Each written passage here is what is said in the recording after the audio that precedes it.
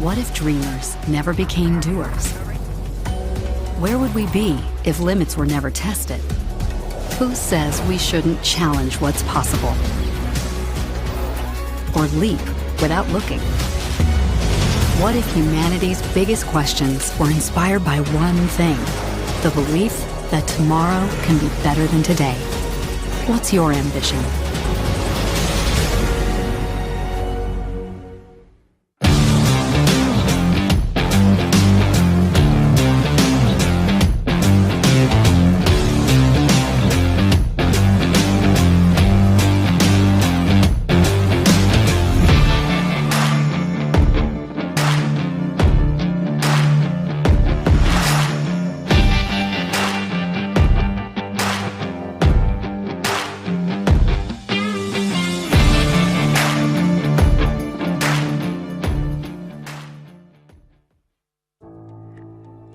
The world is facing bigger and more challenges every day.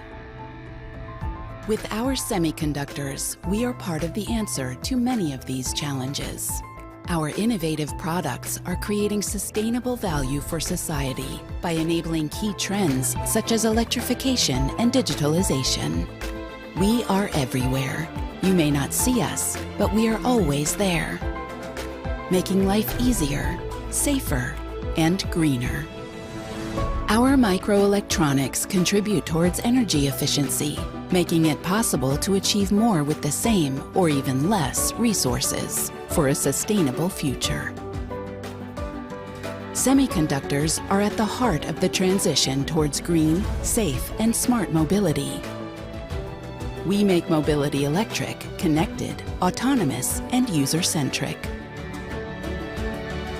We build trust in a connected world with robust and future-proof security solutions, serving a wide range of applications, from consumer devices to industrial applications and connected vehicles. We make the IoT work by developing solutions to smartify everything, from devices and homes to factories and cars. We are the link between the real and the digital world to create a future worth living for all of us and for the generations to come. Infineon, part of your life, part of tomorrow.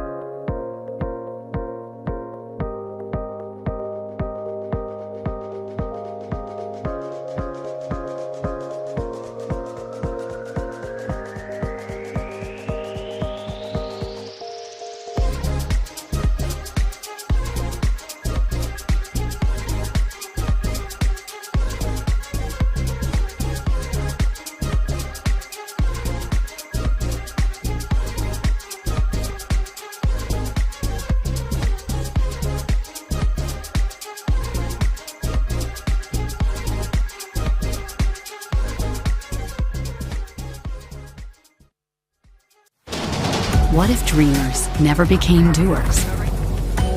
Where would we be if limits were never tested? Who says we shouldn't challenge what's possible? Or leap without looking? What if humanity's biggest questions were inspired by one thing? The belief that tomorrow can be better than today. What's your ambition?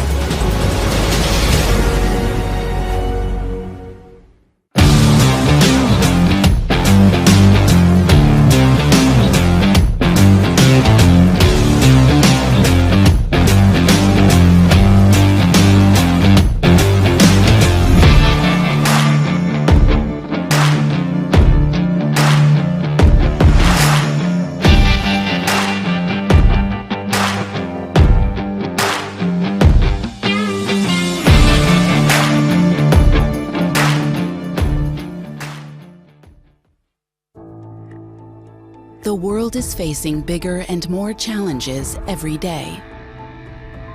With our semiconductors, we are part of the answer to many of these challenges. Our innovative products are creating sustainable value for society by enabling key trends such as electrification and digitalization. We are everywhere. You may not see us, but we are always there, making life easier, safer, and greener. Our microelectronics contribute towards energy efficiency, making it possible to achieve more with the same or even less resources for a sustainable future. Semiconductors are at the heart of the transition towards green, safe, and smart mobility. We make mobility electric, connected, autonomous, and user-centric. We build trust in a connected world with robust and future-proof security solutions, serving a wide range of applications, from consumer devices to industrial applications and connected vehicles. We make the IoT work by developing solutions to smartify everything, from devices and homes to factories and cars. We are the link between the real and the digital world to create a future worth living for all of us and for the generations to come. Infineon, part of your life, part of tomorrow.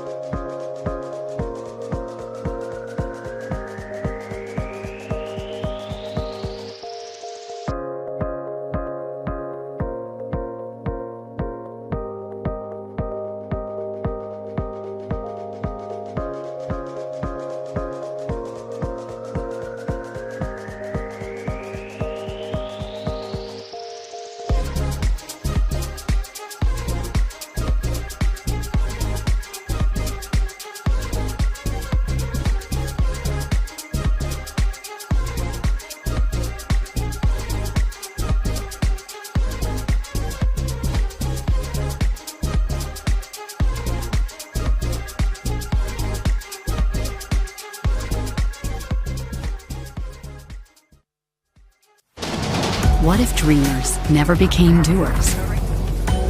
Where would we be if limits were never tested? Who says we shouldn't challenge what's possible? Or leap without looking? What if humanity's biggest questions were inspired by one thing? The belief that tomorrow can be better than today. What's your ambition?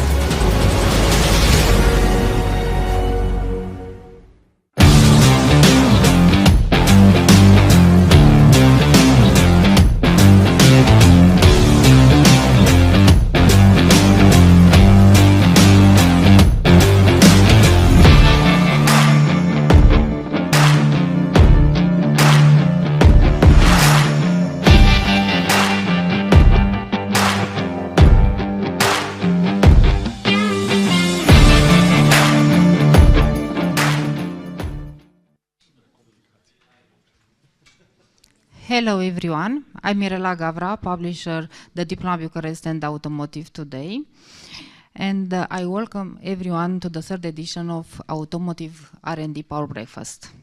We met again after a long year in which all industry in Romania have faced multiple changes. Today, in the discussion session until 11:30, we will discover the trends that define research and development in the automotive sector.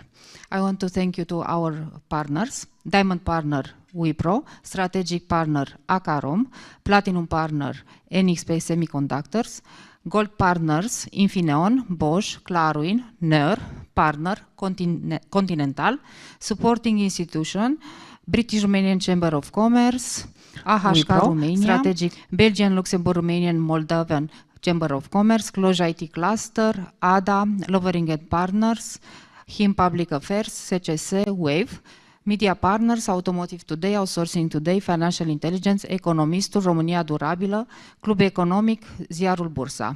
I want to thank you to all the panelists, but first of all, Mr. Adrian Sandu, Acarom, will moderate this affairs, CCS, WAVE, Media Partners, Automotive Today, Outsourcing Today, Financial Intelligence, Economistul, România Durabilă, Club Economic, Ziarul Bursa. I want to thank you to all the panelists, but first of all, Mr. Adrian Sandu, Acarom, will moderate this affairs.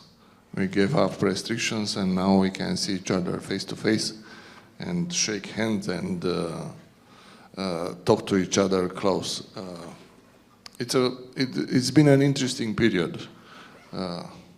Of course, the automotive industry was impacted by all these crises. We have now other crises like electronic components, lack of in production, like war in Russia and Ukraine. So more pressure on us, the automotive industry representatives. But we also have opportunities. And I believe that R&D in the automotive industry, it's a huge opportunity in this period of transition towards electricity, connectivity, and autonomous vehicles. We have here important panelist members. So I will begin with Mr. Alexandru Mitroi, which is Senior Advisor of Invest Romania. Hi, Alexandru. Hi, Adrian. Thank you for the invitation.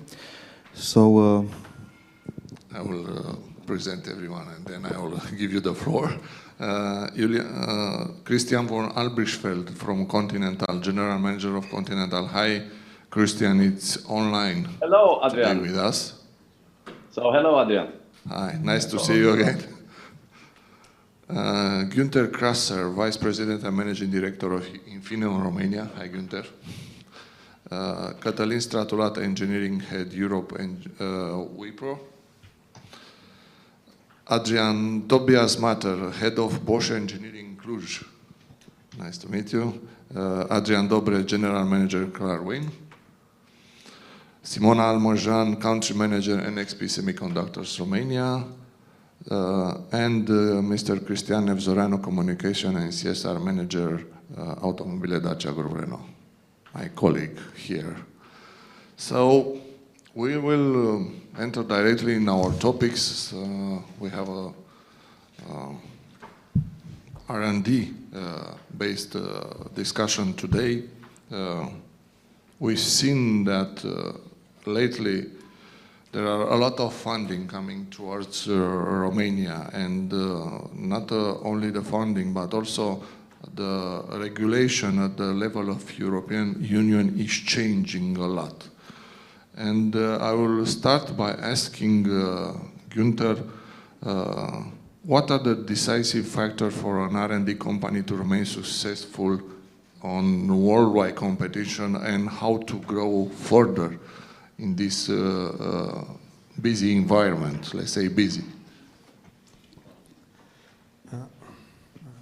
Thanks, Adrian, for this question. So when it comes to R&D, I think we are all players in the R&D field, especially here, all here in Romania. In R&D, everything starts with the people, competence and people. So without that, there is no R&D.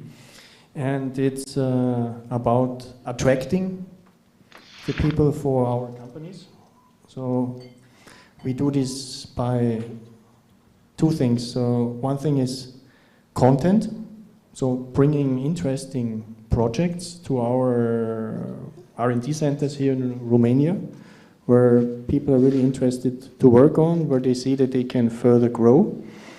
This is one factor. The second thing is bringing this content to our employees is one thing. The second thing surely is compensation. But when it comes to compensation, it's very important also that compensation creates costs. So at a certain point, we also have to have, let's say, we have to create value for money for our businesses. And here it's important that we are all playing on a level playing field. And here we hear currently a lot about, on one hand, funding, so PNRR and things like this. On the other hand, we also hear discussions about changes in the tax system, which may be needed, maybe fair, maybe seen fair. But it's also very important that every player in the R&D field also contributes in the same way to these taxes. And if, let's say, some big ones are taxed more than some mid ones, and some smaller players even try to escape this system with micro companies and things like this, this is not a level playing field. I think it's very important whatever change is considered in the next coming future, that this aspect of making sure that there are level playing fields is ensured. Besides this, it's very important that R&D companies like us here who are competing on a worldwide level, that we alone as companies, we cannot be long-term successful. We also have to have the right ecosystems in place. It's universities, it's competence centers, but maybe we talk later about that. Yeah, of course. Thank you. You raise a subject about fiscal incentives, fiscal code, and we'll talk about it a little bit later. But I'll ask also Tobias, which is head on engineering of Bosch Engineering Center Cluj. You are managing an engineering center in Cluj. How it's working? Yeah, Adrian, thanks a lot. So I'm managing the engineering center in the city center in Cluj, and we have another location in Jucu outside at the plant, and since last year opened also here in Bucharest. In total, 1,200 people what we're having at the moment. So coming back to question, what is a topic to be attractive, and attractive in two ways. Günther has already mentioned. We have the international level where we are competing as we are international companies, and there we are as Bosch inside an international development network. So we need to be attractive inside Bosch in this international network to be competitive. Here locally, for sure, it's important to have the right variety of possibilities to attract talents. Yeah? So, for example, what we are striving for is an end-to-end responsibility on product development, including services. So really to be able to ensure that we can say we are producing content made in Romania, because this attracts people. And that's what we realized, that with this, we also attract people abroad coming to Romania working for Bosch. And with these two pillars, competition on the talent market as well, the international competition can generate some frictions, which is attracting and somehow also binding the people, because what we see in our competition internal in Cluj, that there are not so many companies offering this kind of variety and possibilities. So we see, to be able to ensure innovations, to find the right people, you need to have the right content to attract the people, and then you're able to compete. Yeah, this is regards to the people, but now we can move to Christian from Continental. In Continental, Christian, you are managing also production, but also R&D activities. How is happening in your company? Adrian, thanks for the question. First, I want to go to R&D. I think it's totally correct what we heard before from both speakers now. It's very important to just attract the people. It's very important to be also internationally competitive. This is also a clear topic inside our company, like we just heard from Infineon, like we just heard now from Bosch. The same topic for Conti. What we are doing here in this direction is, for example, you see in the back, very modern working environment. We will tomorrow inaugurate our new R&D building, which just offers also what our R&D people would like to have. So something in the way of a modern working environment with concentrating areas, with collaborative areas, invention areas, library, rooftop terrace, all these different topics which they can use. Currently, to just say how is R&D running, we have about in Romania, in all the directions, about 1,000 open positions. So currently we are still wanting to grow very much. And for this, also you need to look to this new working atmosphere which we currently have. So R&D people and shared service people, they are looking to work flexibility, time flexibility. So we have a very flexible time model now where if it's possible with your direct job, with your superior, you can just have an agreement of up to 100% work from home or even remote works. And this, I think, it's something which helps very much. We will have also next week open doors day to just make this, to show it and bring also, and I think that's a very interesting topic which people would like, one robot taxi to Timișoara, where people can just on the main square in the town just go with the robot taxi without any chauffeur inside. That's a part of R&D, of course, and here I would like, or if we come later to this topic, to discuss also the part which Günther mentioned before, having the issue of you need to attract now people in this new overall field. R&D people can work now very often globally.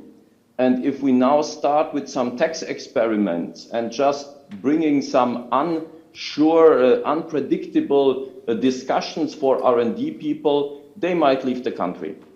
And I think here we need to be very, very carefully. Romania needs good paid job to just pay enough topics into the social security system and not to just push the people outside of the country. And therefore, finally, the flex tax system, this was something in the past which just helped here a lot of just bringing exactly these investments into the country.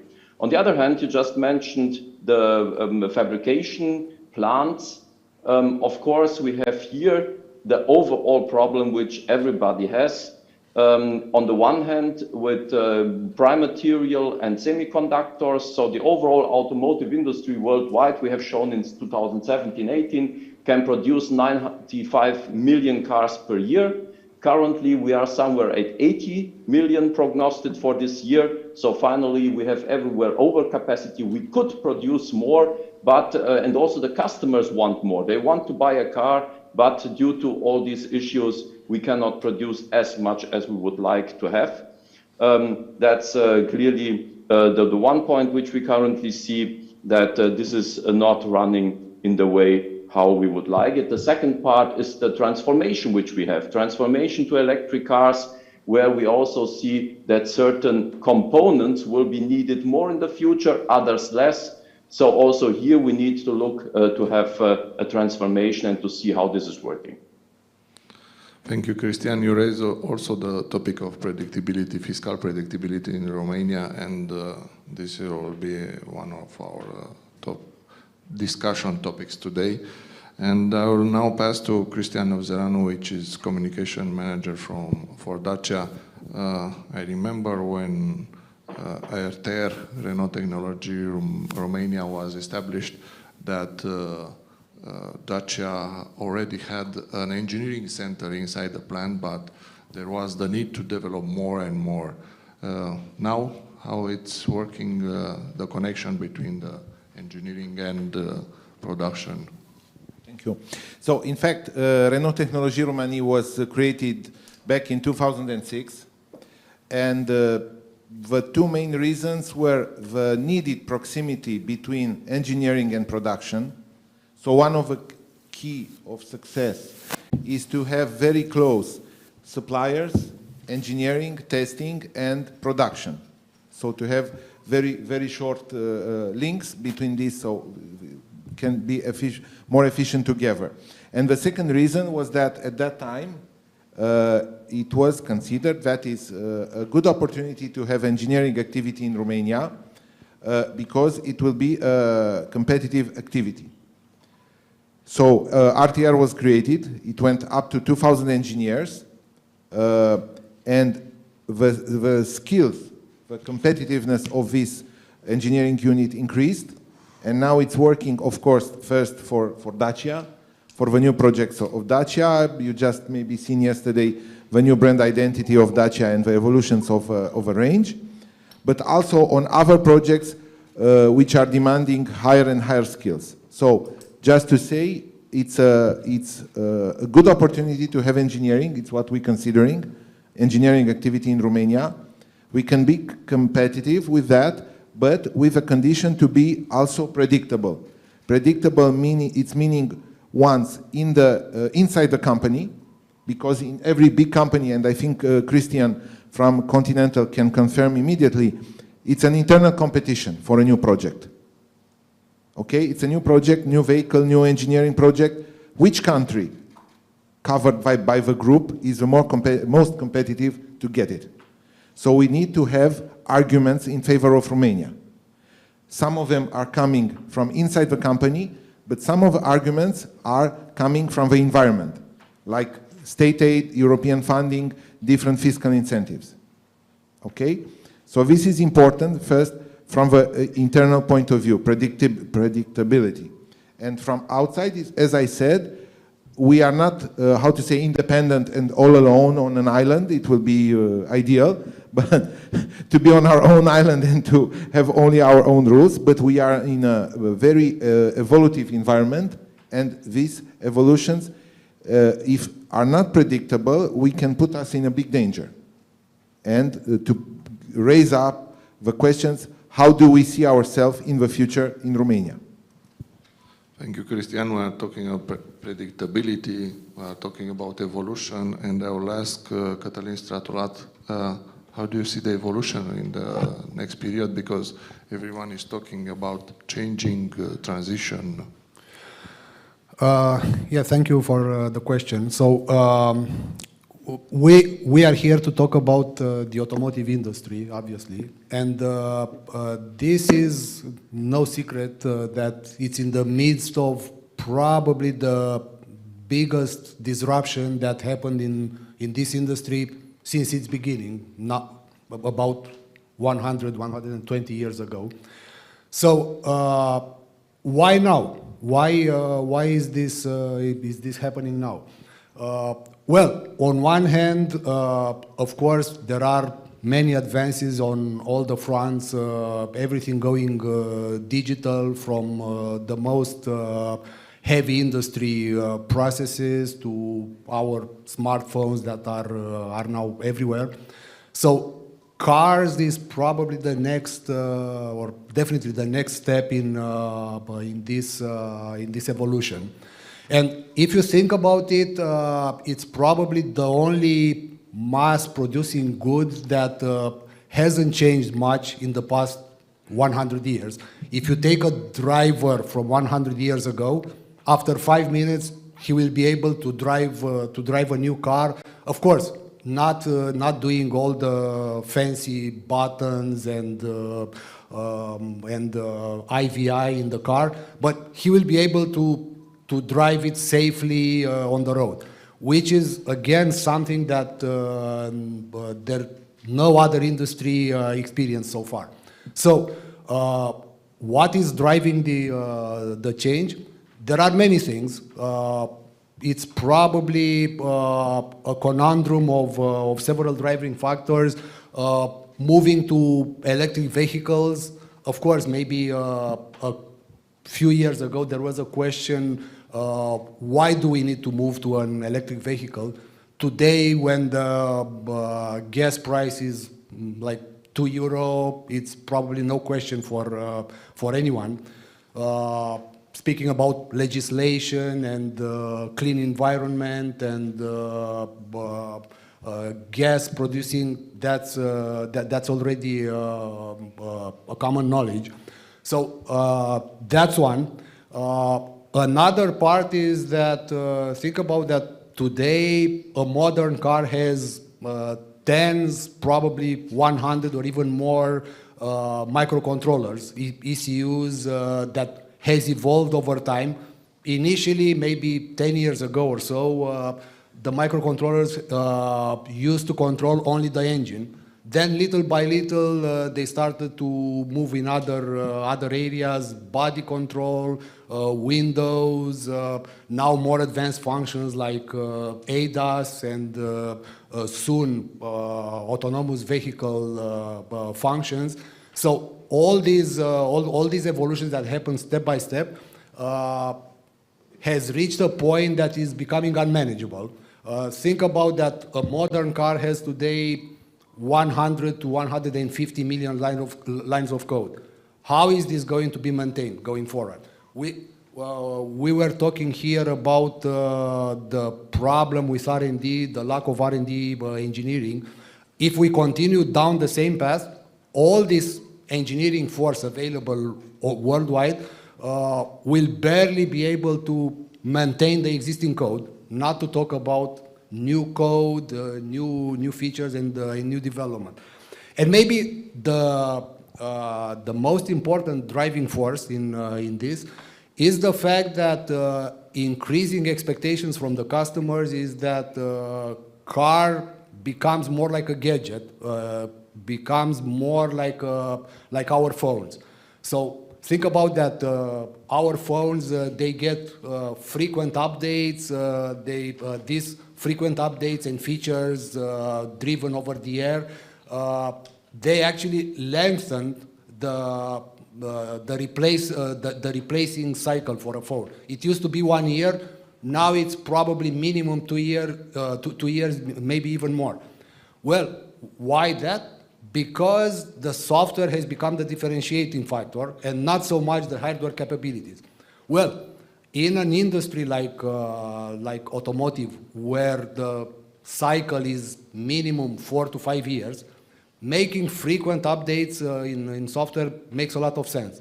Think about that today, Tesla, their income is probably around 4 to 5% coming from software, which is huge compared with other companies that are less than 1%. It's expected that by 2025, they will reach 15 to 20% income only from software. You probably have heard a lot about new packages driven completely by software in Tesla. The fact that even the advanced, full-featured autonomous driving in Tesla is going to be subscription-based, probably anywhere between $100 to $200 per month. So it's a matter of, do you want it or not?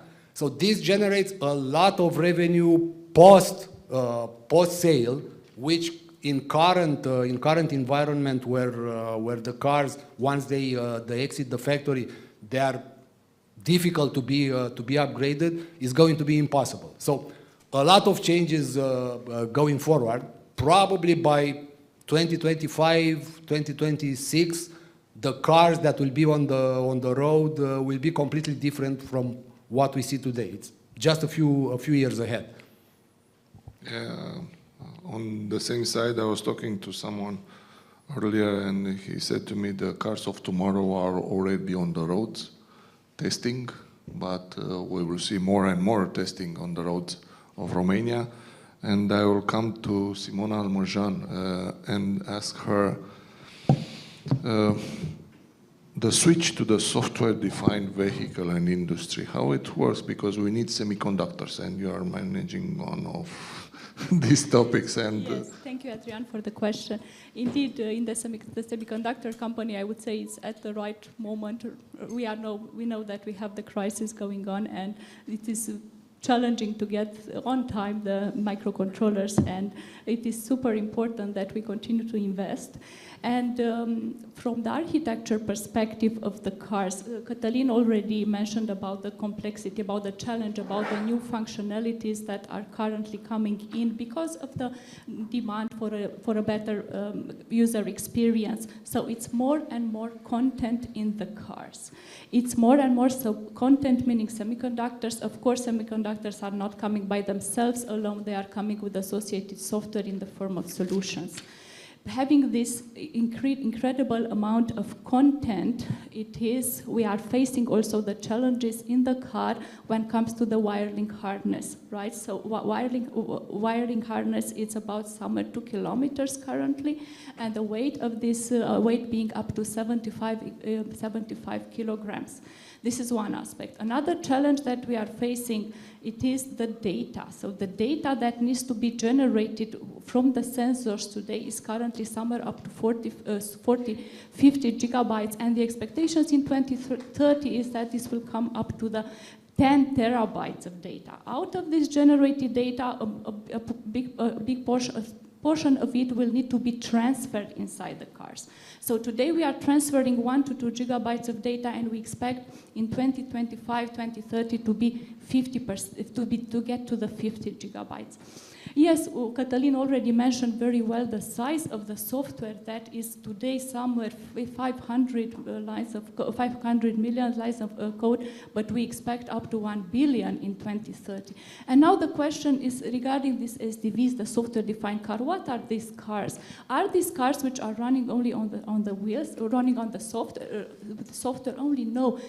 The hardware will be as equally important, just that will be functionalities which will be enabled in the software. And here we have to be very smart when we are designing these cars to have the right balance between what features do we put into the software and what do we leave into the hardware to ensure the best performance. Now, these are all the challenges, and besides that, there are also, we need to stick to the trends. We need to stick to the case. Cars need to be connected, cars need to be electrified, so subscription-based and autonomous.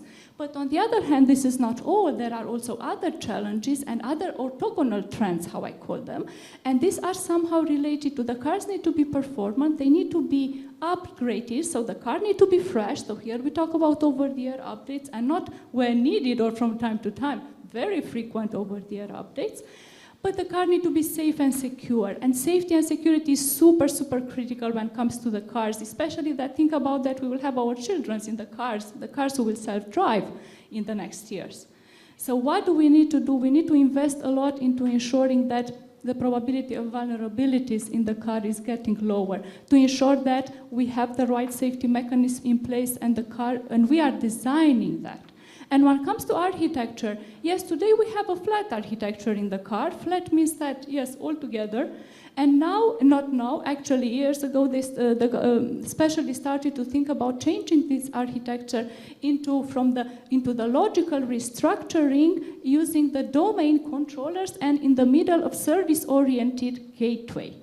But this is not the end. The architecture will go into the zonal. Yeah, this is a logical, this is a physical restructuring of the components in the car into zone controllers at the corners of the car, and in the middle being the supercomputer, the central brain.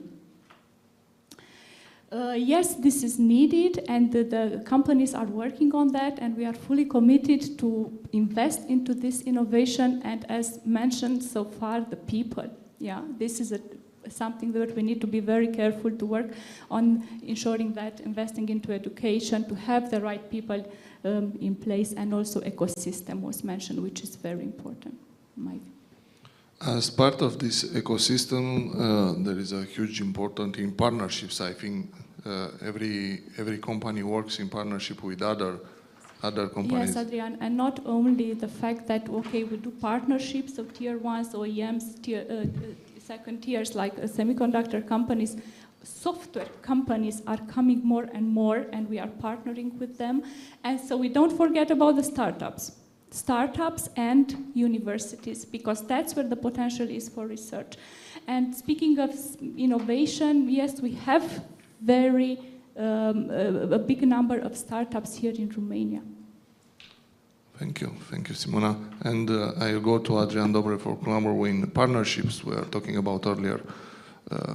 R&D, automotive in Romania has important opportunities, but also challenges. Which can you define better?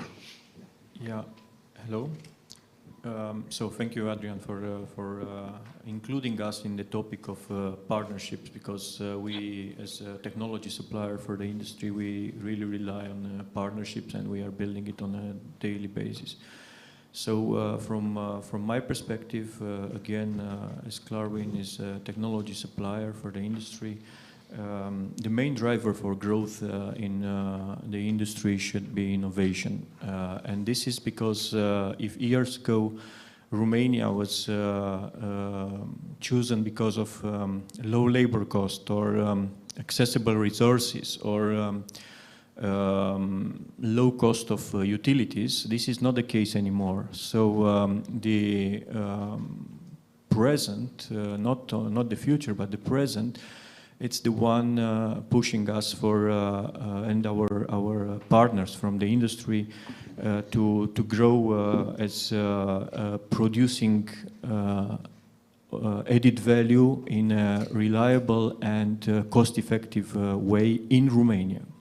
So beside the resources on R&D, which can be accessed by our partners from the industry, who can benefit from subsidies from Romanian government or European Union funds. What I consider important is that the industry can benefit also on the readily available resources which the partners and suppliers of the industry do have it available. I like as an example, we in Clarwin, we are supporting the automotive players in different methods, in different ways. In all the ways we are trying to anticipate the needs and to cope with allocating the right resources. For example, we have our own certified laboratory, which is in permanent contact with European laboratories. And through our laboratory, we are constantly helping our customers to implement cleanliness technologies in their processes, in their production processes for checking cleanliness of components for electrical cars, and not only. We have teams of experts on our customer side, which are on a daily basis able to cope with the challenges and give the right advices thanks to the competencies they have. And one of our major important reserves which we have an important fleet of mobile units for filtration, separation, purification technologies with different technologies ready to be deployed to the customer, so that in the most important part of the R&D process, they will not be forced to invest in capital expenses for the prototypes or for testing the things. By all this, we can say that thanks to our multinational cross-industry experience from power generation, nuclear power plants, pharmaceutical industry, food and beverage industry, or environmental industry, we can really deploy with our expertise already tested solutions from cross-borders industry. And this is how we contribute to the total cleanliness control and total fluid management in our scope. And we do hope and we strive for zero leakage discharge concept in the plants towards the sustainability, which is very important nowadays.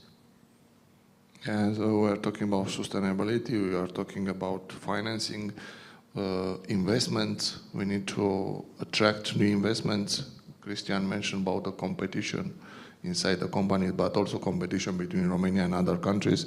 And now I will ask Alex Mitru Trey from Invest Romania. How it's Romania at this point as a base of investment, of new investments? How is attracting new investments?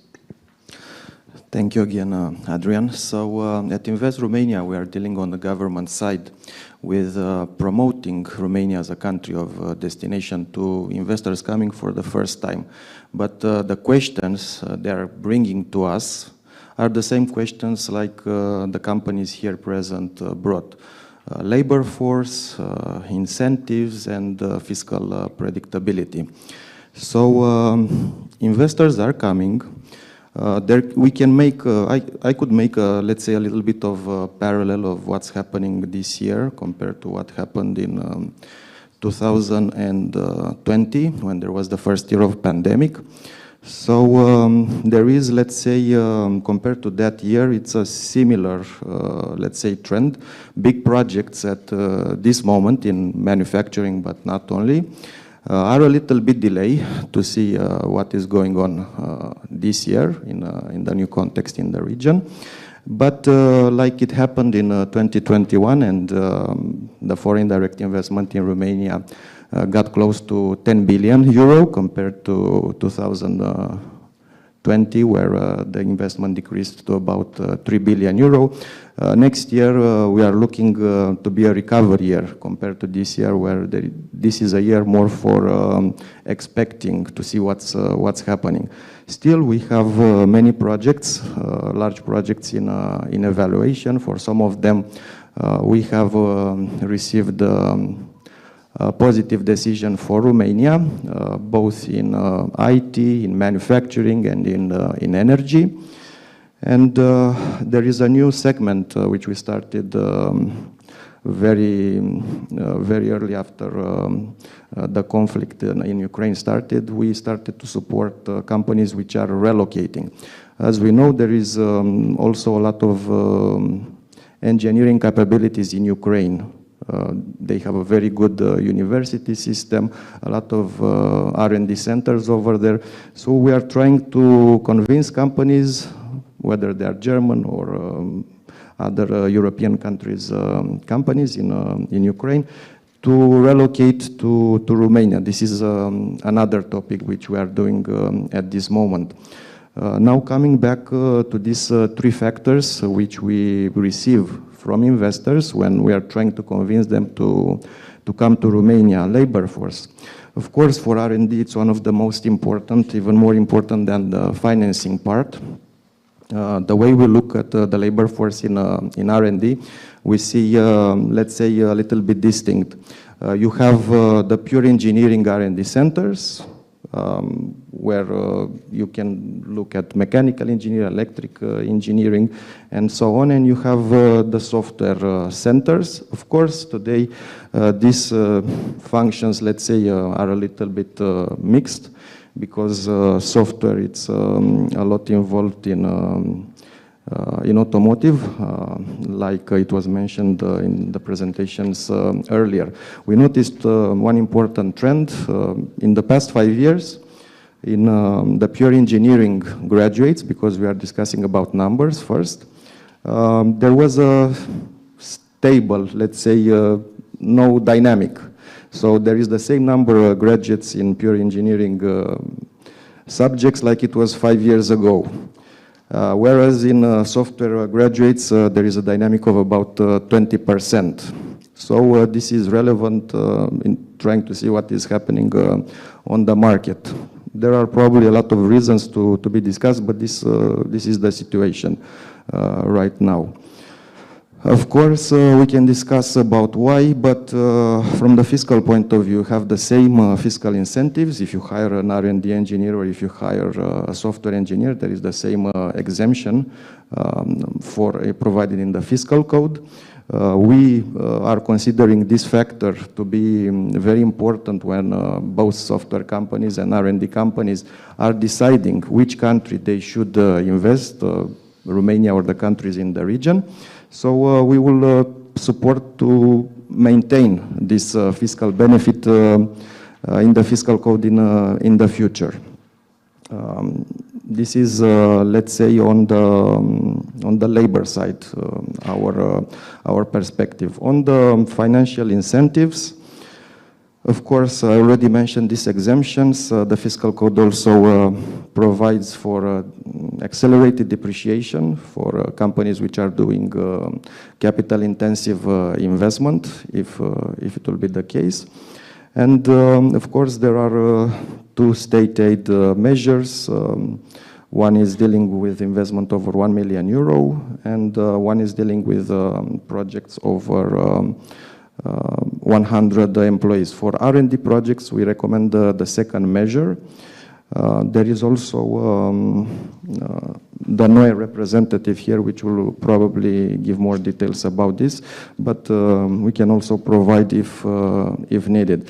And there is also, I would say, successful instrument so far, the Resilience and Recovery Facility. Just in the beginning of the year, there was a call for microelectronics for 500 million euro. It was oversubscribed with 700 million euros.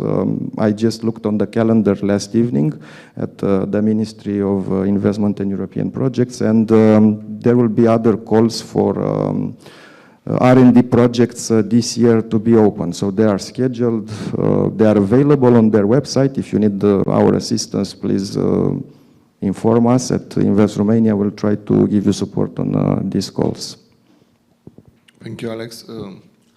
You mentioned about investments, attracting new investment, but we also have already an industry and R&D centers in Romania that wants to develop, and they need financing and for the new projects. And I will ask Sebastian Popescu from Noer, which is the availability of these funds for new investments and how we can access them. Thank you, Adrian, for the question. I think a very important topic was mentioned just before, that when we would like to attract projects in Romania, R&D project or production projects, whatever investment project, we should closely look at what investors are analyzing. And one of the topics clearly most critical for project is labor for R&D projects, but investors are also looking from an incentive perspective. If we look from this point of view, I think there are two topics that are analyzed. This is the actual fiscal incentive that you get and also the predictability. I think in terms of predictability, maybe Romania is not the best score country if we look very closely to the region. However, in terms of actual financing that companies might get, I think we score really good. Currently in Romania, we have two schemes available. As Alexandru mentioned earlier, we are talking about a budget of over 2 billion euro allocated for the period between 2014 and 2023. From this money, more or less than 1 billion was already consumed, so there is still a lot of money available, and out of this close to 1 billion, we have still 50% of it that could be directed towards R&D projects. I think that the challenges the companies are facing when applying or when going for financing for an R&D project is the fact that the current scheme is basically saying that you need to have a minimum 100 employees for the project, and also you need to keep these employees for a 7 or 8 years period. It's a bit of a paradox, I would say, because having all this money available and having all these good intentions to develop the R&D, still there are not really so many R&D projects that have applied for this measure until now. If we look, for example, in comparison between the two schemes, we have about 130 projects that were already approved on the production scheme, and or on the scheme that is financing salary cost, we have close to 40 projects. And also there is a huge discrepancy between the state aid that was allocated for production projects and the one for salary costs. So I would say that in general this is a very good mechanism with a positive trend. It's been functioning in Romania since 2007-2008. It proved to be successful. I mean, I think there are a lot of cases here standing near me that already benefited from these funds. The people from the industry knows that they are functioning well. And what we need to do, I think we need to, you know, to be able to structure very clearly a project and to be confident in it and make this instrument be really practically applicable. This 500 million that is available by 2023 should be consumed by this period, because otherwise at the end of 2023 we should start a new scheme with a new budget. So basically if you're not able to use this money, this will be lost. And I think it's also in the hands of authorities, of course, and the authorities show openness towards sustaining this kind of projects, but it's also a matter of coming with projects and, you know, really going forward for financing. If we look from a regional perspective, as I said, Romania scores very well, because when companies are comparing other CE countries, they see very well that Romania has 100% cash incentive, while the other countries have maybe 20-30% cash and the rest is tax incentive, which is given for a period between 10 to 15 years. So from this point of view, you know, getting the cash in hand at the start of the project or maybe in the first few years, it's much more important for an investor than to get it through 15 years of not paying tax. Yeah, this is important, not paying taxes, but also to have a stable level of taxation in Romania, and we'll come back at the end of our event. I will ask everyone a question, but you were talking about funds that are coming for attracting new investments in Romania, funds available for attracting developing projects in Romania, in our companies already established here and with activities, but this must be shared between partners, because we are talking about a business environment, and the partnership is very important for each of us, especially in this evolution of software-driven vehicles. And I will ask Günther, how do you see this partnership between the companies, and which can be an opportunity for us? I think here when it comes to partnerships between, let's say, companies, but I think you're also referring to the whole ecosystem. Yeah. So basically, I think it's the next level that we need to manage here in Romania. If we think on, let's say, 15-20 years of evolution of R&D in Romania, then if we look how our companies, or many of our companies here, entered into Romania, you usually start with, let's say, a little bit as a resource center, so trying to get engineers, people interested in engineering, to work on some limited set of skills, bring them, add them to your projects which are driven from other locations, scale up your capability to run R&D. This is usually the first level of R&D. Then after some times you may be able, if you do it well, to reach the next level. Then would be in our company usually called project centers. So having established teams with a broader base of skills who are able to take ownership of R&D projects basically from once the specifications are available until you hand the product over either to production, or if it's a software product, then for deployment.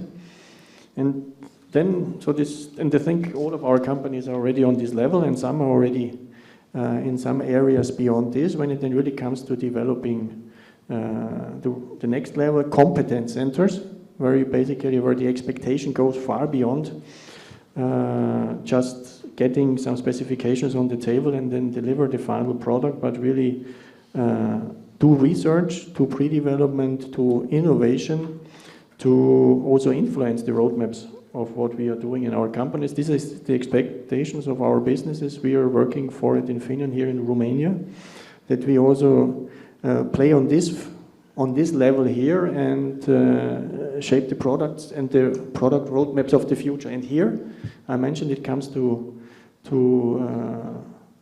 innovation research, and here things cannot be limited within one company.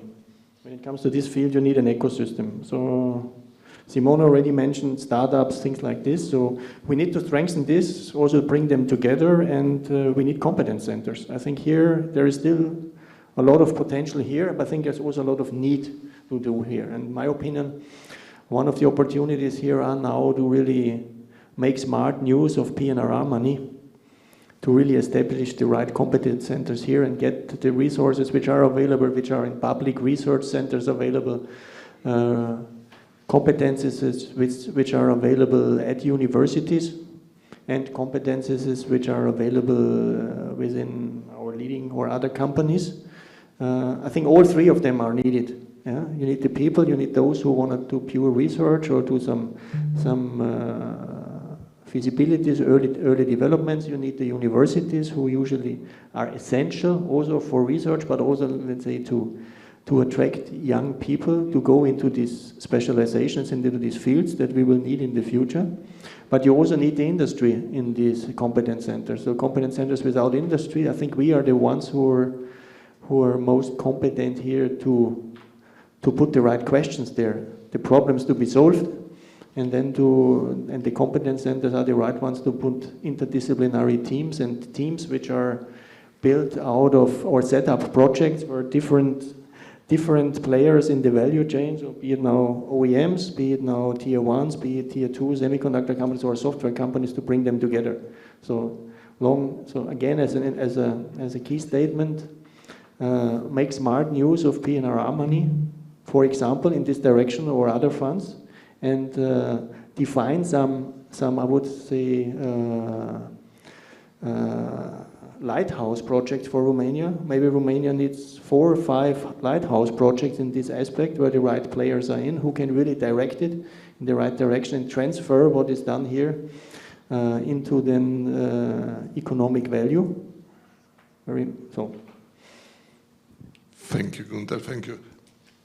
Tech players, we are talking about tech alliances and sharing platform for emerging technology, and I will ask Tobias which is the competencies you need and which is the alliances you have in mind to develop the business. Yeah, as I said before, we as Engineering Center of Bosch in Romania, we are trying to develop end-to-end product and services.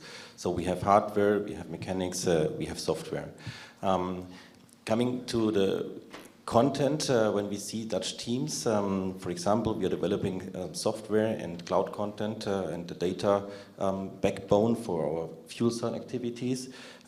We have such single, I would say, vertical layers or teams. The same we do for the topic of electric vehicles, meaning battery management, to really be able to collect the data and to ensure that the customer does not fear agency about the range of the battery. So that if you buy a battery or a car, that you know the status of the battery. Yeah? Coming direction of autonomous driving, for example, and in this direction also doing the next step, as we have talked about software-defined vehicles. Software-defined vehicles is, from our perspective, now the next step out of these individual vertical approaches, that we now say, okay, we need to go in horizontal layers. And there we are going with Microsoft, for example, in the Netherlands, to set up an open ecosystem so that also other partners are able to join to enable such thing, to say it easy, like we have today in the smartphone. Yeah? As we have heard before, in the cars we have a lot of central computers which are running different purposes and features. Every one of these single ECU needs to be maintained, needs to be updated over the air. So, and the next step is to say, now we are providing that kind of a horizontal layer where all these features then can connect. And for example, if you then in future sell the car from an enterprise to a private person, you can change the features what you have on the car. So this ecosystem is what we are going to set up and define together with other partners joining in this ecosystem. It's an open platform, open source based, so that really we are enabling the tool of a car in case of mobility services to the next level. Thank you, Tobias. Coming back to Christian from Continental. So thanks very much. I just already wanted to interfere a little bit. We heard about the software and function-defined vehicle. I think this is a clearer topic which will come. We heard it now from Bosch. We heard it from Simona Amrajan from NXP. So finally, a vehicle which is more or less going in a direction like we have it also on a mobile phone today with zone controllers, with domain controllers, mainly getting finally to somehow a system of 4 high-performance computers. I just say 4 something because we need to have a certain redundancy also to ensure if something happens that the car is still safe, connected with sensors and so on, with different functions as apps which are then over the air updated. This, of course, just requests also already some sort of partnerships, which we heard now also directly from the colleague from Bosch. When just looking now, it's not just that the car will go in this direction. We will have also other partnerships and then other development. So a development which just is not the single car, but a development which just looks more that we will go from a single cars to a mobility ecosystem. So what does this mean? This means mainly that we just go in a direction that cars are connected, that we maybe can be defined by an app how we would like to just go for, just to say it's 300 meters, 1 kilometer, 2 kilometers, 10 kilometers, so things like preferences on something like a mobility app, and dependent on what we would like do, when we just get to the street, there will be whatever, an electric roller, there will be a car available, there will be something like a shared mobility taxi, there will, and so on. So finally, that we will have there a real ecosystem which just allows us very efficiently and with the preferences we have, whatever, it's nice weather, it's just 1 kilometer, I want to walk. So mainly there will be no car available. So with this, to just have this all connected. This means by the end that we also need other partnerships.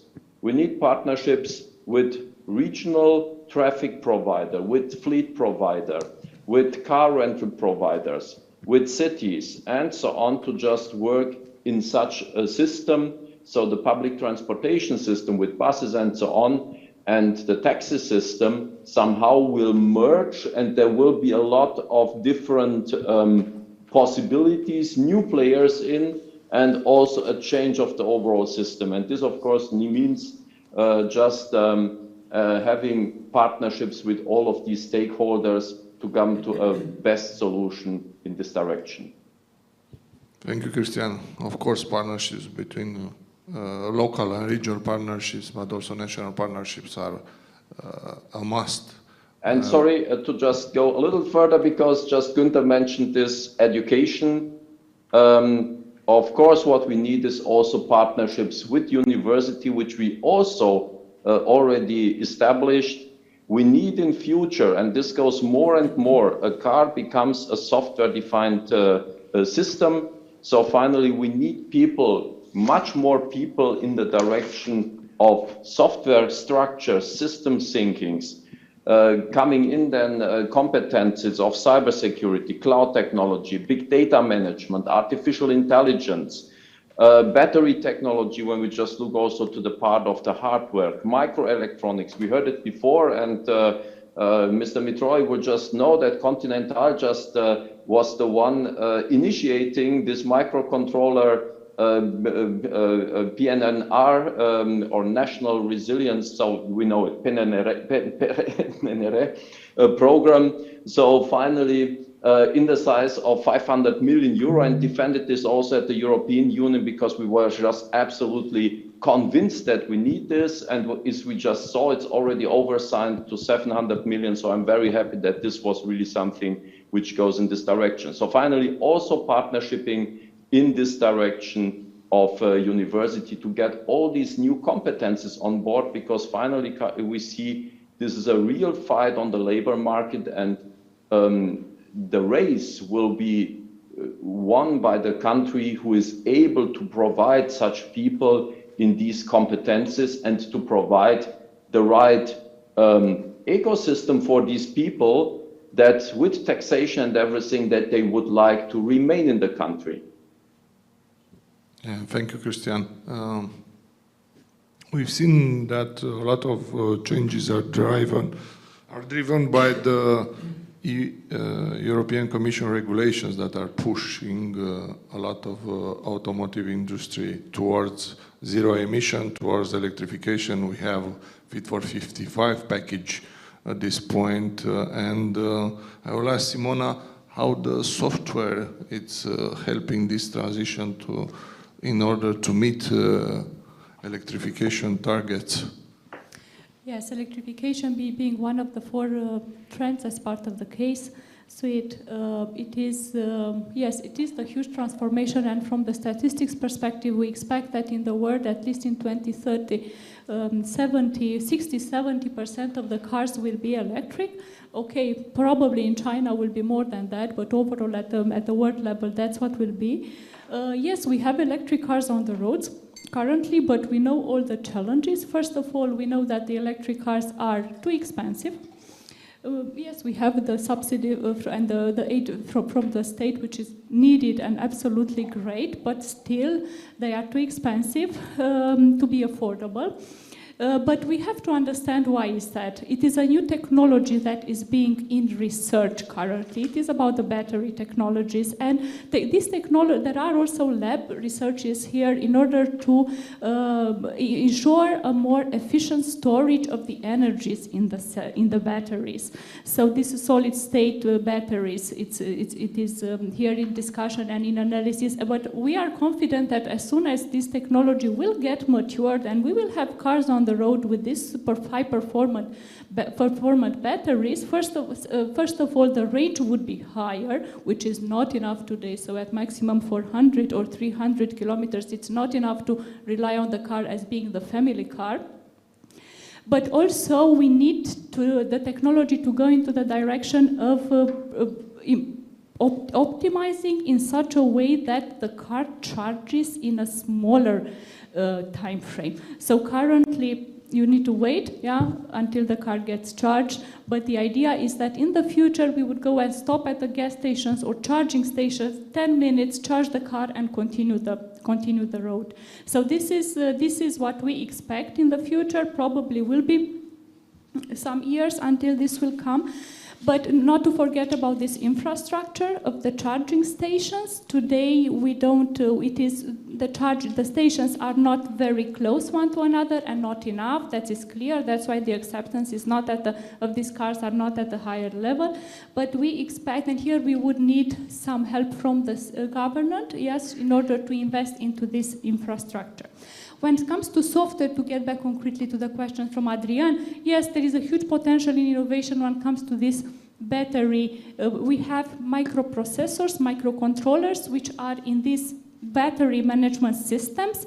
They are coming together with PMICs, together with battery cells and junction controllers. Of course, everything, like every solution, need to have software. So we have software systems that are accompanying them with the drivers from AUTOSAR, non-AUTOSAR, and a lot of functional safety software inside.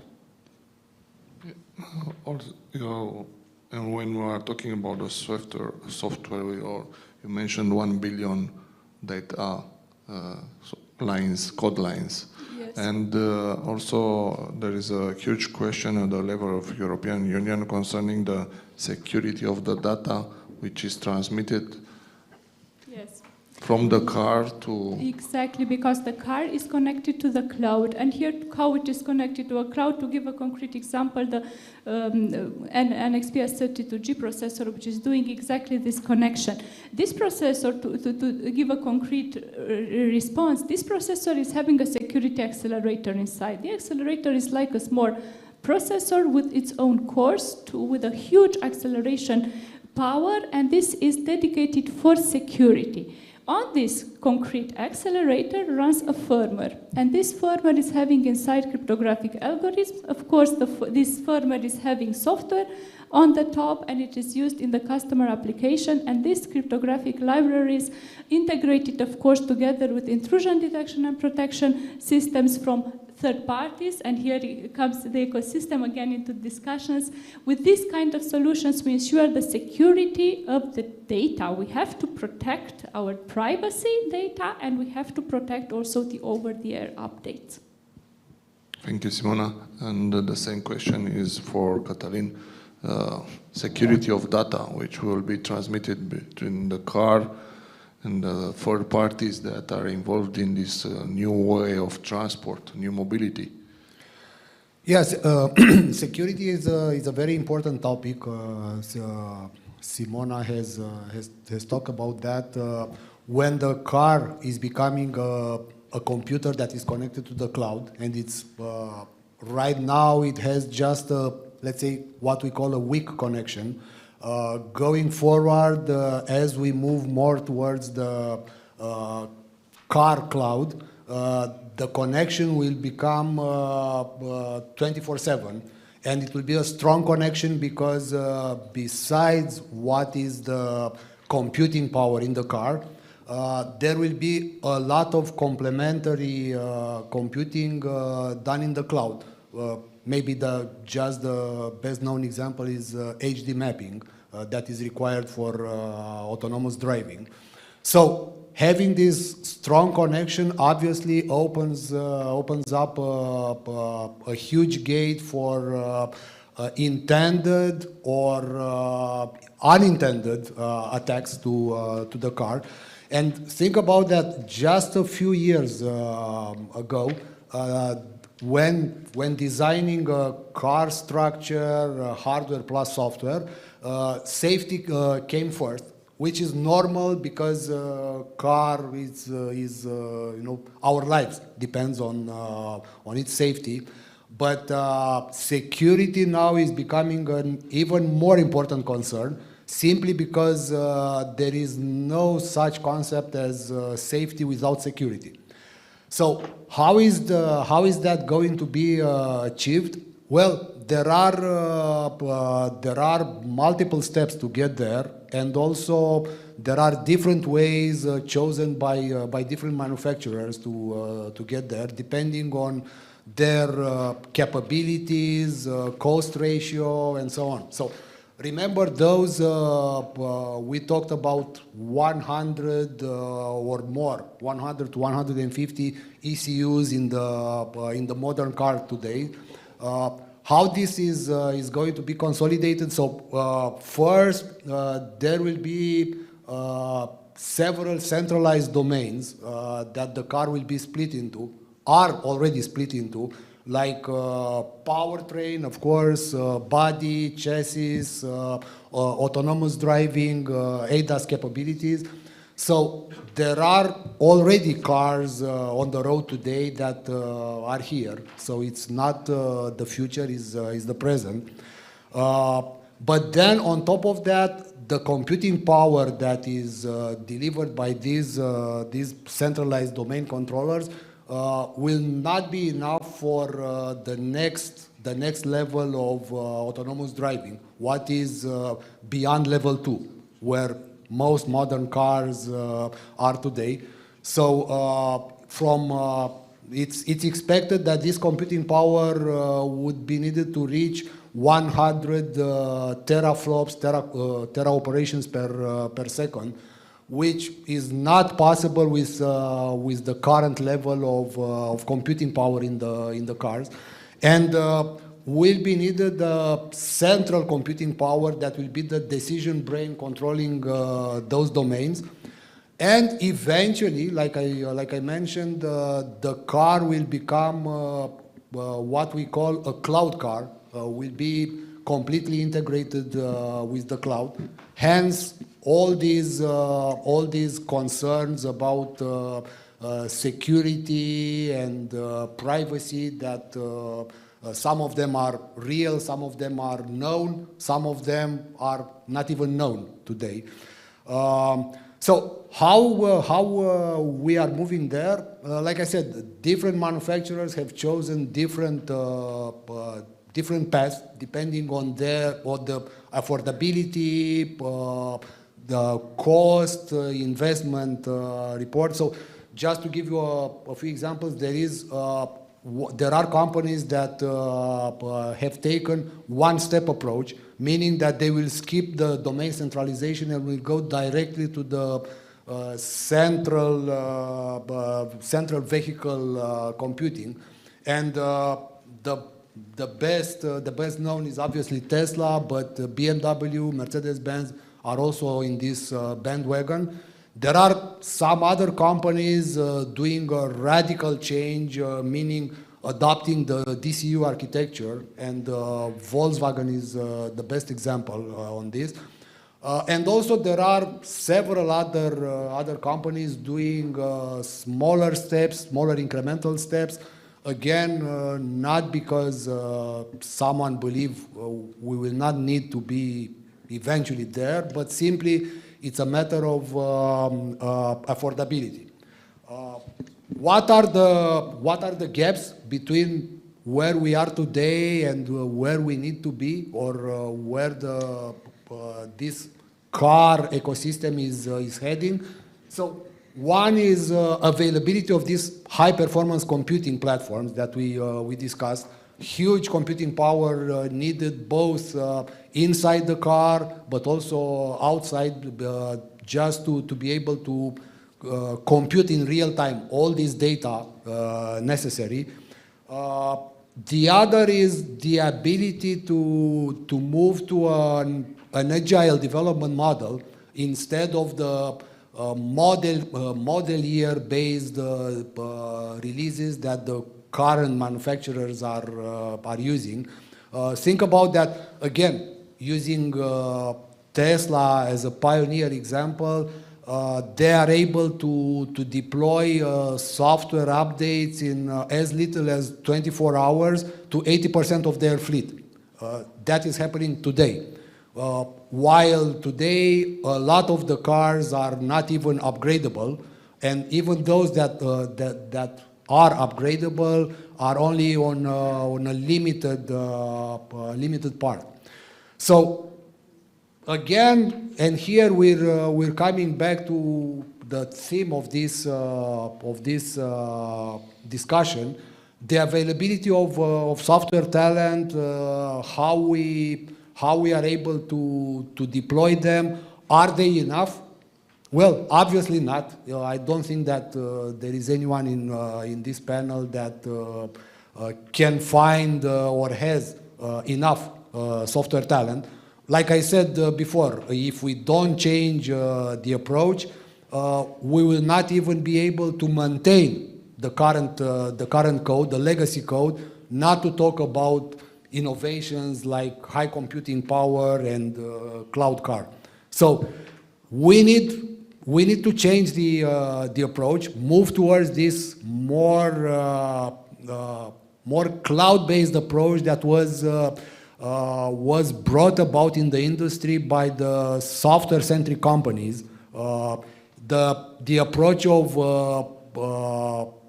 fall fast but fall forward, as opposed to what is currently in the industry, don't fail at any price. So this is not going to work in the new cloud-based approach. So a lot of changes are coming. Some of them that will change the industry because 100 years habits, 100-year-old habits are difficult to break, but the industry is getting there. So let's see what the industry will bring about, and probably we will not recognize how we do the software for cars from how we do the software for cloud, which in the end is going to be a good thing. Thank you, Cătălin. You mentioned that we are facing a transition, a huge changing in the automotive industry, moving from traditional vehicle with thermal engine to electrification and communication between the car and other actors. But we are talking also about anticipating trends and game changers in order to meet the new generation, and the companies must adapt. Coming back to Cristian from Continental, I know you have some interesting projects in Continental in Romania concerning this topic. Would you like to detail a little bit? Yeah, so clear. We are going in this direction, also very clear. It's a way of, I think I just mentioned before which country will win or which country will just emerge as winner out of this situation, to call it like this. It's not mainly one country, it's the one who just will be able to provide the right talents via just working with universities and so on, and providing the right system for the people, tax system and everything what is else, health system and so on, that people would like to remain in this country. On the other hand, it's a question also of the companies, which one will get out of this transformation as a winner. And Cătălin just mentioned before, it's even difficult now to maintain in the old style to make maintenance for software. So finally, we will go very clearly in the direction that we will just develop agile. A car cannot any more be something which you buy, which 15 years you have in the same stage. Maybe you are able to buy a new CD with a new map for your navigation system, but that's it. No, it needs to be something which develops over the lifetime, which on the other hand makes it also easier for our software developers, because you don't need to maintain how many different cars which are still on the market, because also sometimes you need to have maintenance, as you might realize that one or the other topic needs to be changed, which today you get a letter, you need to go to your workshop and to just make there a service update.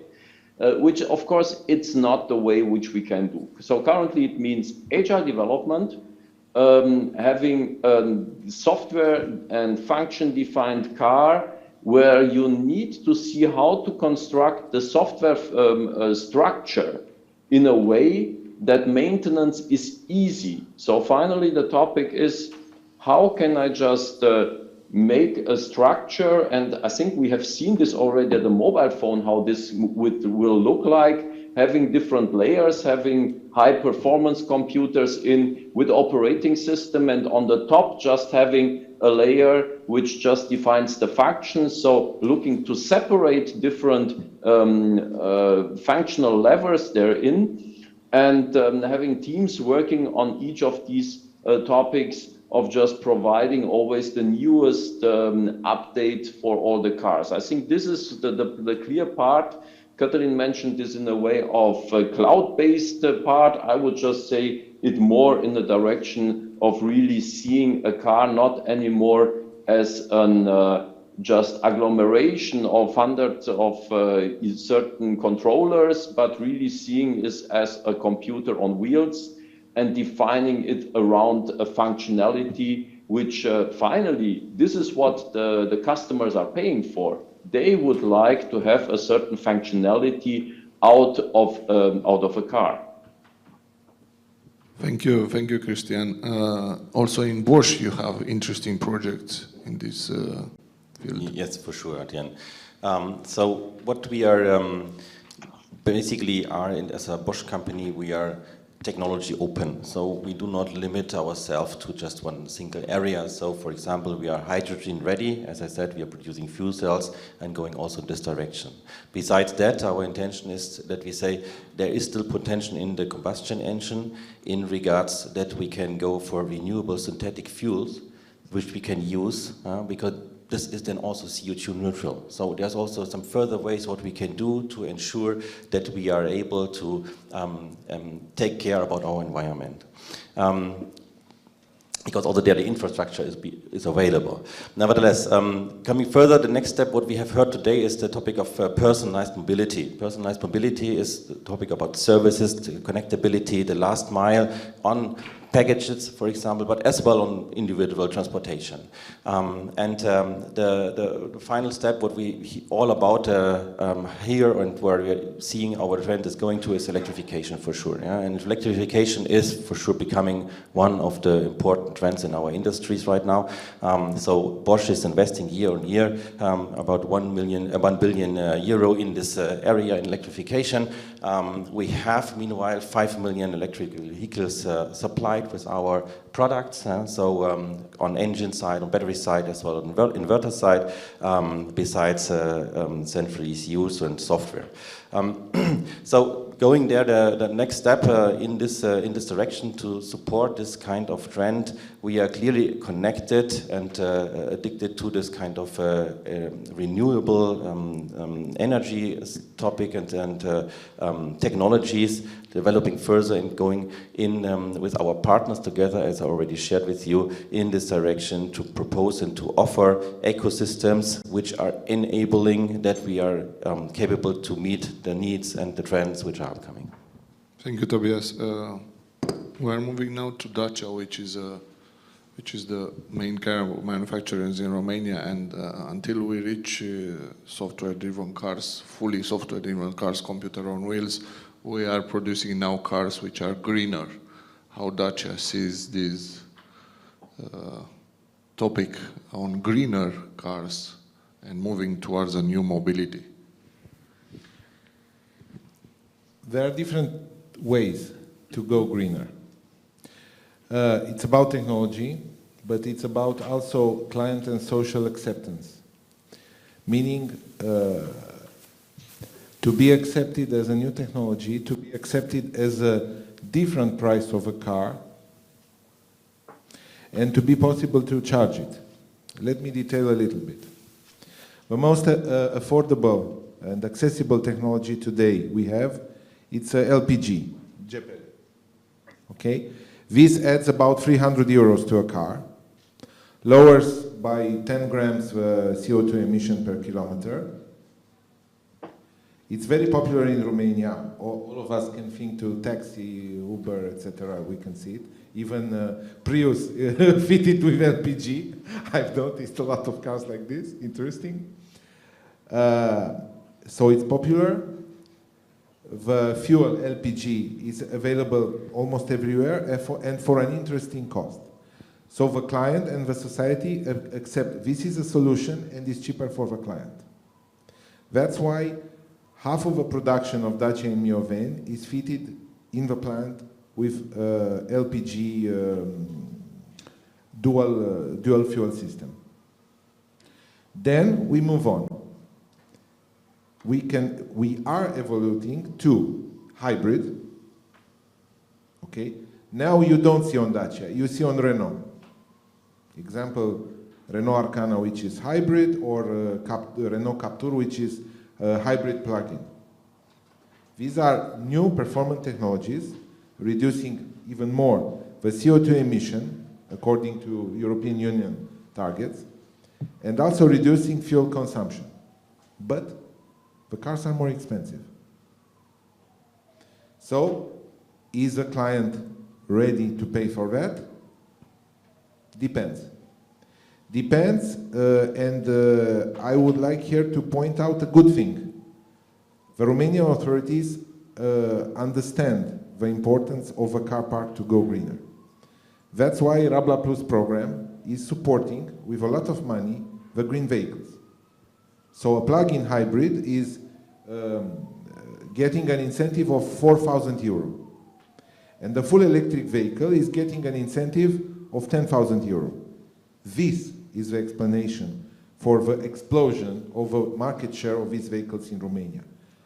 Take this out, take out the 10,000 euro bonus for an electric vehicle, you will not see the same level of sales. Okay? So I refer to hybrid. Currently you see it on Renault cars. Next year you will see it on Dacia cars. Okay? Jogger will go hybrid. Then are the electric cars. Zero emission, full electric, battery electric vehicles. These are even more expensive because the battery is very expensive, and Simona explained very well how our batteries today, how the customer wants to have the battery tomorrow, and how we are going to this direction. Okay? So in this direction, there are two trends. Either you go for a, let's say, full performance vehicle, where you see maximum autonomy allowed by the current batteries, a lot of safety systems, a lot of comfort systems, everything fitted on the car. But then you go up to a minimum of 45,000 euro for a correct fitted car, okay? And then you deduct 10,000, you have a price for a correct car of 35,000 euro. It's not the price which you have still for a internal ICE vehicle with the thermic engine. This is about social acceptance, and it's about charging. Okay, let's go electric. It's fabulous to drive an electric vehicle. I do it each time I can take a vehicle from the company. It's fabulous. It's so relaxing. It's so performant. But one moment or another, you need to charge it. At this time, Romania is the last in Europe. Romania, unfortunately, has two black performances. One is being the last, considering the number of charging stations, has 0.5 per 100 kilometers total, meaning 1 per 200 kilometers, okay? European Association of Car Makers, ASEA, is saying that you need at least one good charging station every 60 kilometers. So we are now in the phase where the number of cars sold, incentivized by Rabla Plus, it's already overpassing the resources of charging stations. So if you don't live in a house with your own socket in your yard, it will be difficult to move on. Okay?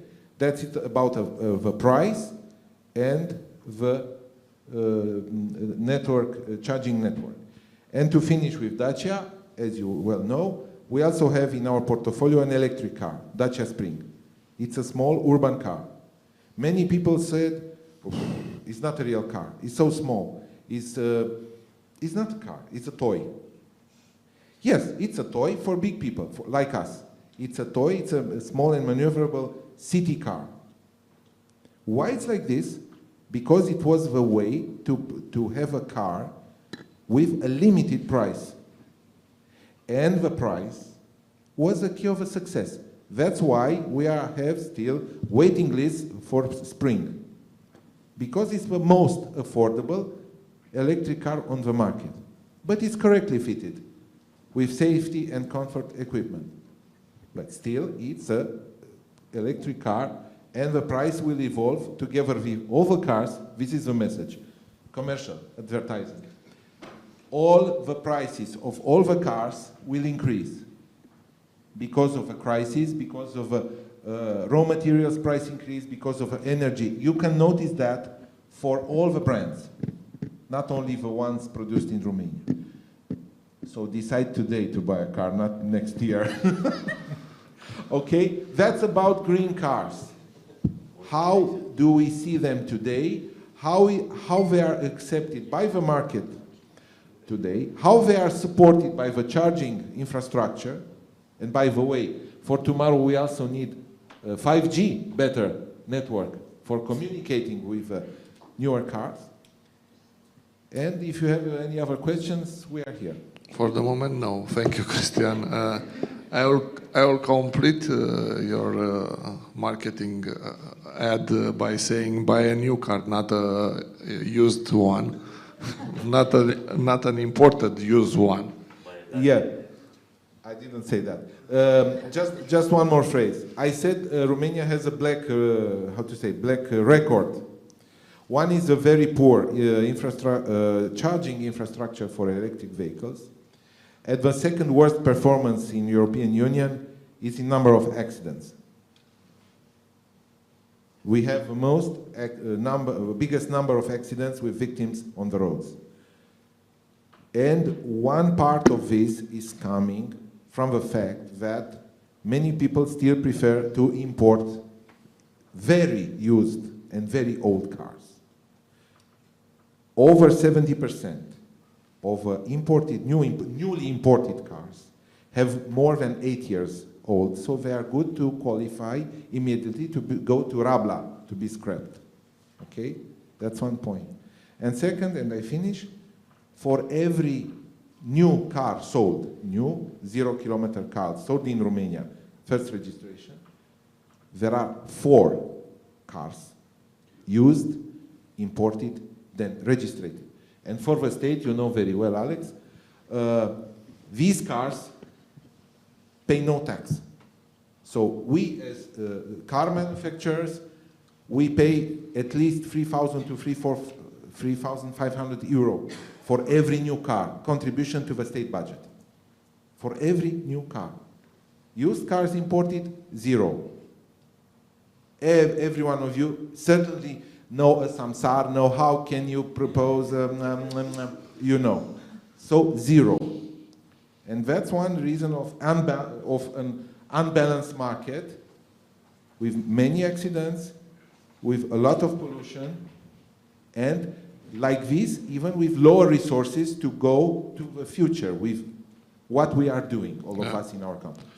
These are also national policies that we are talking about in Acarom when we are going to the national authorities in Ministry of Environment or in other ministries in the Romanian government, also in transport and infrastructure minister. But I know that Alex should leave in quite a few moments.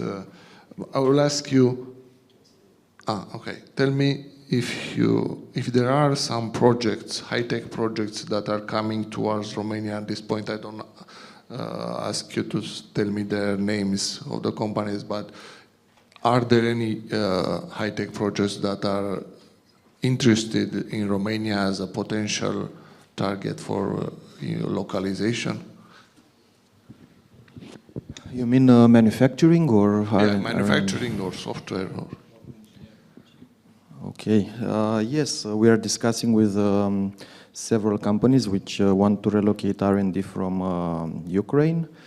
And on the manufacturing side, we are discussing with several European companies that want to have projects related to EV batteries in different forms. Of course, there are some of the discussions are pretty advanced. Some of them are already they already made a country decision. And as a trend, the software projects, the software centers, this is a trend for the past 10 years. Also in the pandemic, this trend continued. A lot of companies from US, from UK, from Europe are still evaluating to open software centers. So this continues to be a trend. I don't know where they will still find the software developers, but you know, the software market is split into pure software where they make the product from the beginning till the end, and there is the outsourcing software where some local companies are doing bits of software for foreign companies. So there is still a lot of room to grow for these pure software companies, as they have the available workforce of the outsourcing companies. This is the reality. So there are still, let's say, high-tech projects, both in manufacturing and in R&D. We have a very good support from the office of the Chancellery of the Prime Minister. They have a very good team over there. We work very closely also with the German Chamber of Commerce, where there is also good support over there. So we hope to hear some good news very soon. Thank you, Alex. We are hearing a lot lately about PNRR and the Fund of Development in Romania.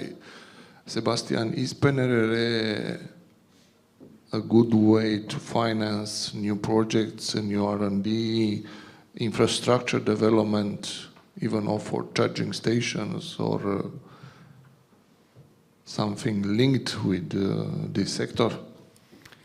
I think what is clear is that PNRR has a lot of money available.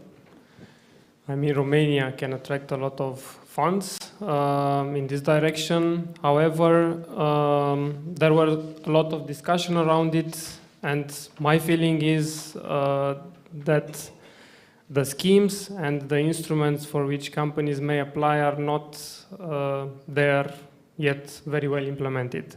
So indeed there were some initiatives in this respect. To be honest, we have not seen or we have not worked on specific R&D projects that have been financed via PNRR instruments.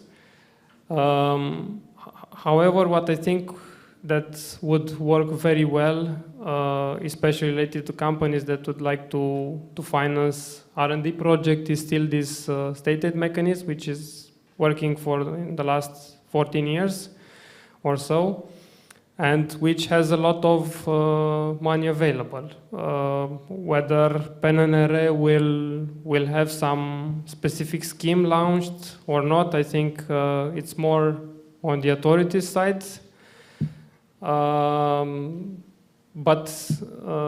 I would see a very good way of financing through this state aid. I also think that the COVID context and now probably the pandemic, the war context near Ukraine is actually has proven towards our country as a benefits in this direction of having investors. And what we saw in the last 2 years is that even if someone would expect that investments would generally decrease or the willingness of investors would somehow be more in a negative way,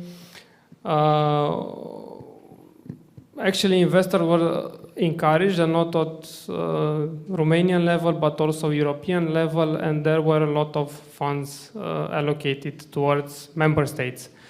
Romania has a lot of funds, and as I said earlier, Romania has the advantage of really granting cash incentives, which places it from this perspective on the top CE countries. But what we should do is actually that we should, really go to the authorities and come with some R&D project, because it's a paradox that we have the money, but not projects that are currently applying for it. For PNRR, to be honest, I don't know whether there are some concrete intentions towards R&D projects, but probably we'll find out in the next period. Maybe I can just go a little bit on. I just see which the end, or we get a little bit to the end. I would like to just put another topic, another problem here in. Currently, we heard there might be good news that another software company is coming. I think that's bad news. Currently, we don't have too few investments in this. We just need people to work in this. So the workforce is an issue.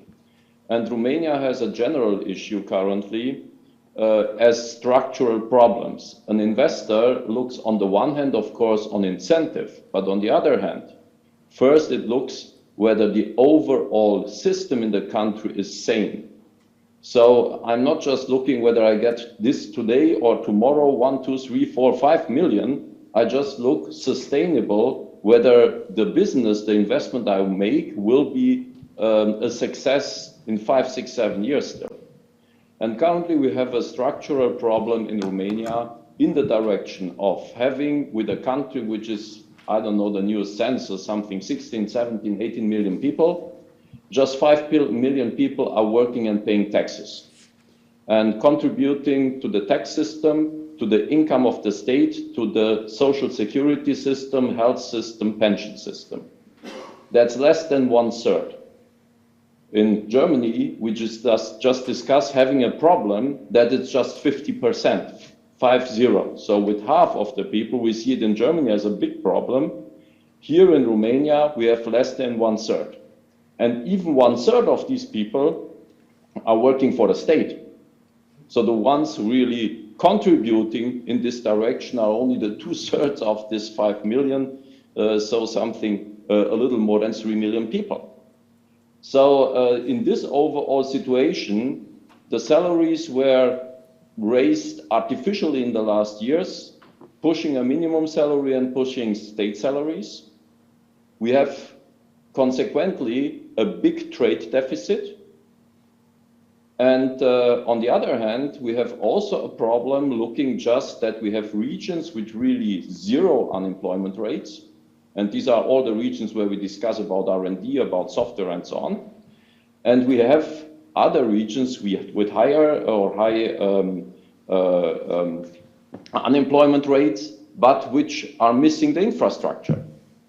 So finally, what we need first is to just use now these 30 billion euro coming here from the PNRR, to use this very wisely, not just looking how to just bring these 3 whatever million, which are now paying in the private companies working and just bringing value to the country, to just getting here in the direction of tax experiments. This is something very important in this direction. Using this money, using the opportunities which Romania get for just connecting these underdeveloped zones with the western borders, to just have here the investors having the possibility to just produce their topics. So that's mainly the parts for production. On the other hand, to do a lot for the education in the direction of bringing additional people with all these fields which we discuss. Software, with all the new topics, artificial intelligence, big data, everything which will come. So the companies will come by itself if the workforce is there.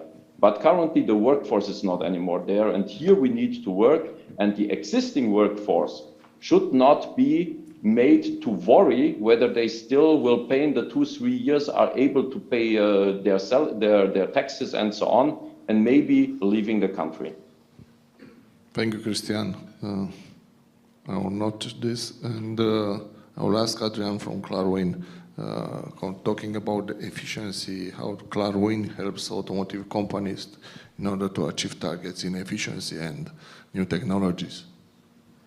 Yes, thank you.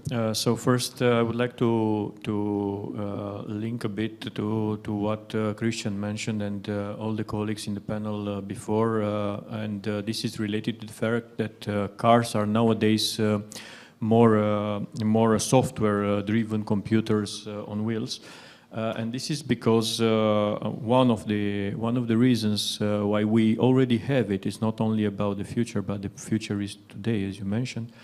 In this respect, it's because the cars need the suites of sensors on the cars need to get the information about the environment they are running in order to bring the safety for the driver, in order to give the right information for the engine for optimizing or for the interior features to run on the cost-effective way or to make savings.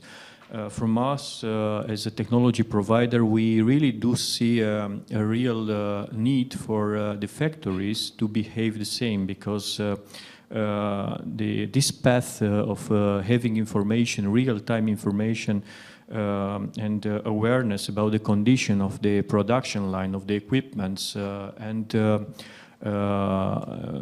giving the continuous target to strive for optimizing the productivity of those, and giving the information to the managers in such a manner that they would really outsource the non-core business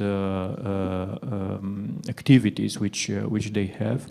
And in this respect, ideally, the automotive factory management will be supervising the data collected from the machines, from the production machines, from the equipment on the production lines, and will give to all the relevant management responsible persons the right information to access optimization tools.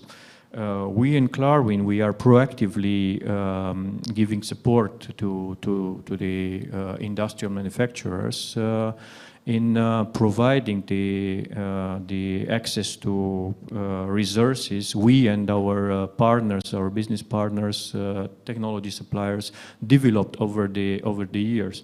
So then we have sensor-based big data platforms for implant monitoring and for optimizing the productivity. We have rental fleets for coping with temporary conditions or spot projects in the plants. We have sensors and platforms for monitoring the environmental impact of the equipments, such as water quality, air or gases coming out from the production. And through all those resources, we consider that we can rely on the current basement for a long-term partnership and alliance with our technology partners, manufacturers in Romania. Coming to you, to your question, so practically the question is how to achieve sustainability targets while not significantly increasing the cost of those products we are manufacturing. This is, I would consider, one of the major challenges of the industry nowadays, and the major challenges the companies are facing nowadays. Everybody is aware and focused, and there are initiatives on sustainability on the plants. Each of you mentioned manufacturers in Romania. You mentioned that sustainability, it should be one of the drivers, and everybody is aware about. But it's about cost all the time, and it's about how you can cope with those initiatives towards sustainability and still be cost effective with the products. Klarwin has a big drive to automotive companies to reduce their carbon footprint by implementing energy efficient solution and also limit the use of harmful pollutants, or by reusing or recycling their fluids in the production, in the manufacturing process. Those are very important things which we are taking as a responsibility of us as a technology supplier. So we are trying to reduce the water footprint in all what we are doing and implementing water treatment technologies towards zero liquid discharge or other similar concepts. And since our target of sustainability, we are focused on achieving the effectiveness in the total cost of ownership. I do hope that this would be a sustainable trend also for the industry, and I would like to thank to all the business partners in the industry for the really encouraging of our projects in this and our initiatives in this respect of sustainability for the technology. Thank you. Thank you, Adrian. We are approaching the end of the conference, and now we covered a lot of topics, but I think maybe there are also questions from the audience. Yes, I do have one question. Thank you so much, Cristi. Well, it's Ruxandra Petre, Talent Acquisition Manager at NXP. I would like to ask you, what do you do in order to attract talents? We all know that we face a crisis or a lack of resources on the labor market. So I would like to better understand what are your actions. Who wants to answer? How to attract talent? If you like, I could also do. Please, Christian. So as I just said, we still have about more than 1,000 positions open in Romania just for this year. And I think one topic I tried to mention before is on the overall market, there are not enough people for all these parts, for all these wishes which every of our company has. So one topic is clearly to work, and this is what we are doing since years, to starting to work even in the school of attracting people to just go into the direction of engineering jobs, of engineering competencies in the university and helping the university to develop in this direction. On the other hand, we try, of course, by doing all these topics also to bind the students already to us.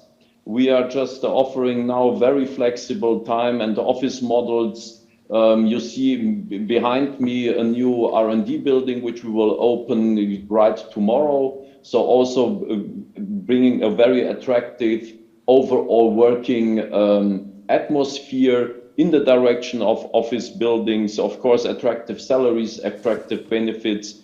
All these topics is something, and now maybe to make also to the bridge, which Adrian just mentioned before, of partnering. For example, we have also very interesting partnerships, which we will show just next week here. A robot taxi with a company which we are partnering, working also with them together to invent new technologies for this part, new functionalities for this part. So also showing our engineers that they are really proud of having the possibility to develop on such new systems. And afterwards, they can see what they did in different cars, starting from the Dacia, where they can just say, look, this we just developed here. This is my product from a BMW, a Mercedes, a Volkswagen, all the different car models which are existing. Nearly no car model is without any of these products. And I think this is the part which just attracts our engineers. I can add a few thoughts on this after what Christian said, because this is really an important topic.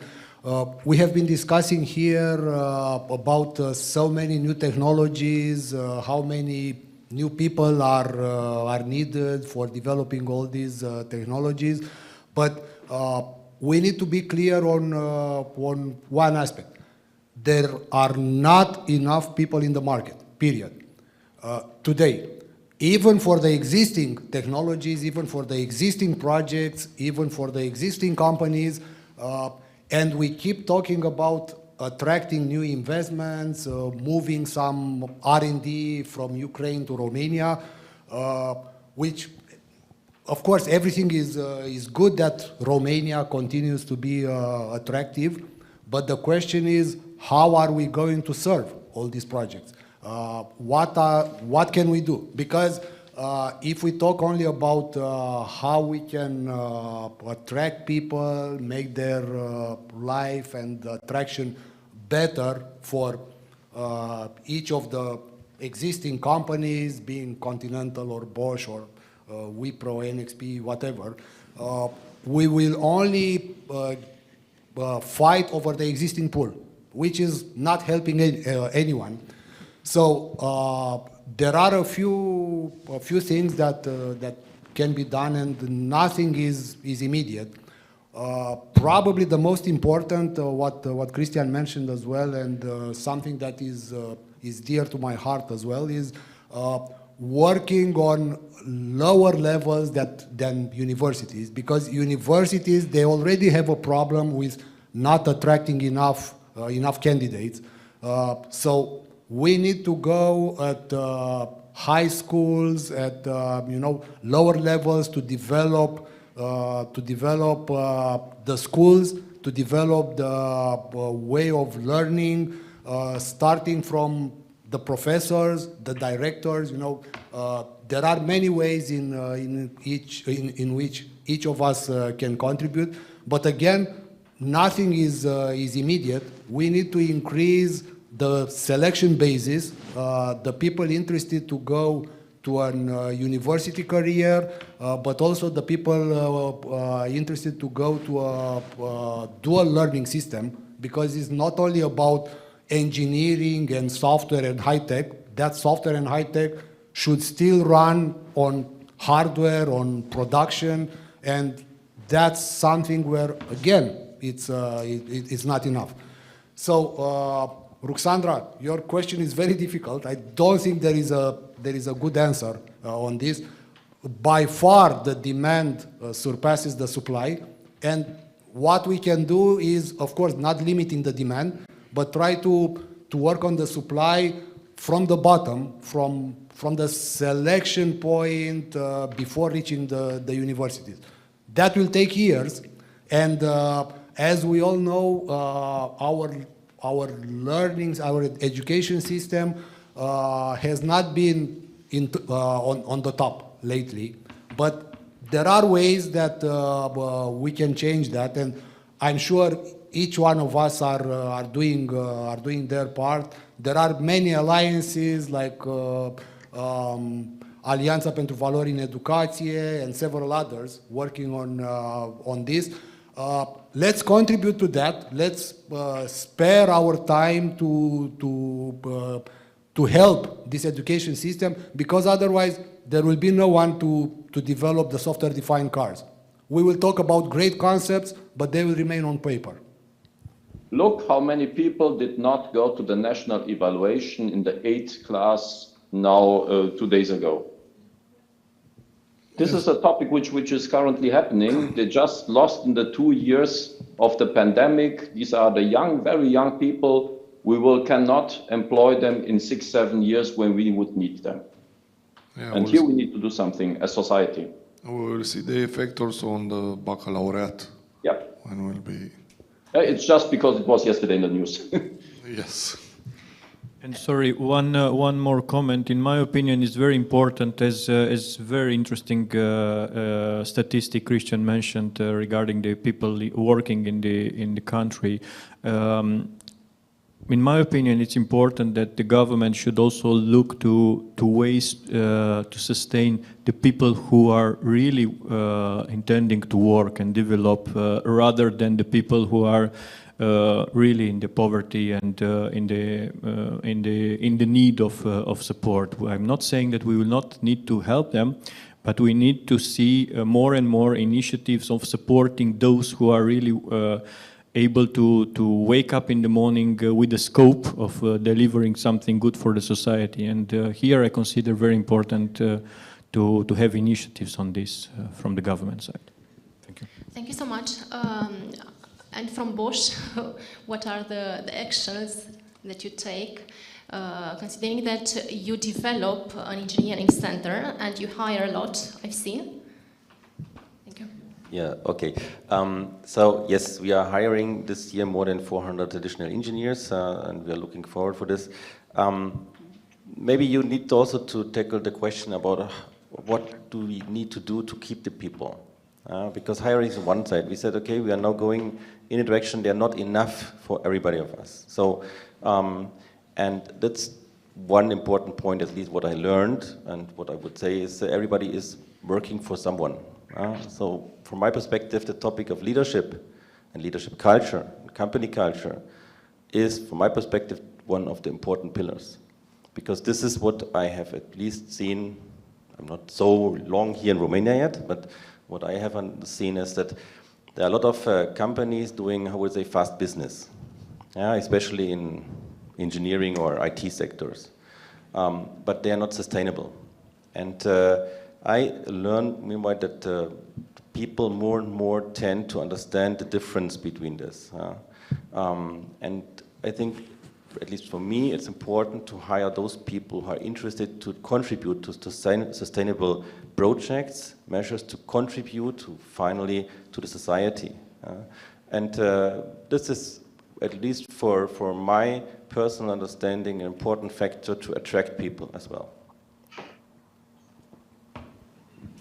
People that bring other people in the company.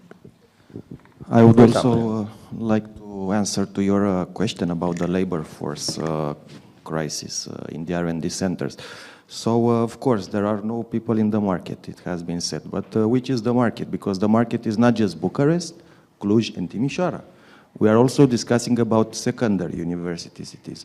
Please also have a look. Continental, I think, is present with R&D centers in 5 cities, if I'm not wrong.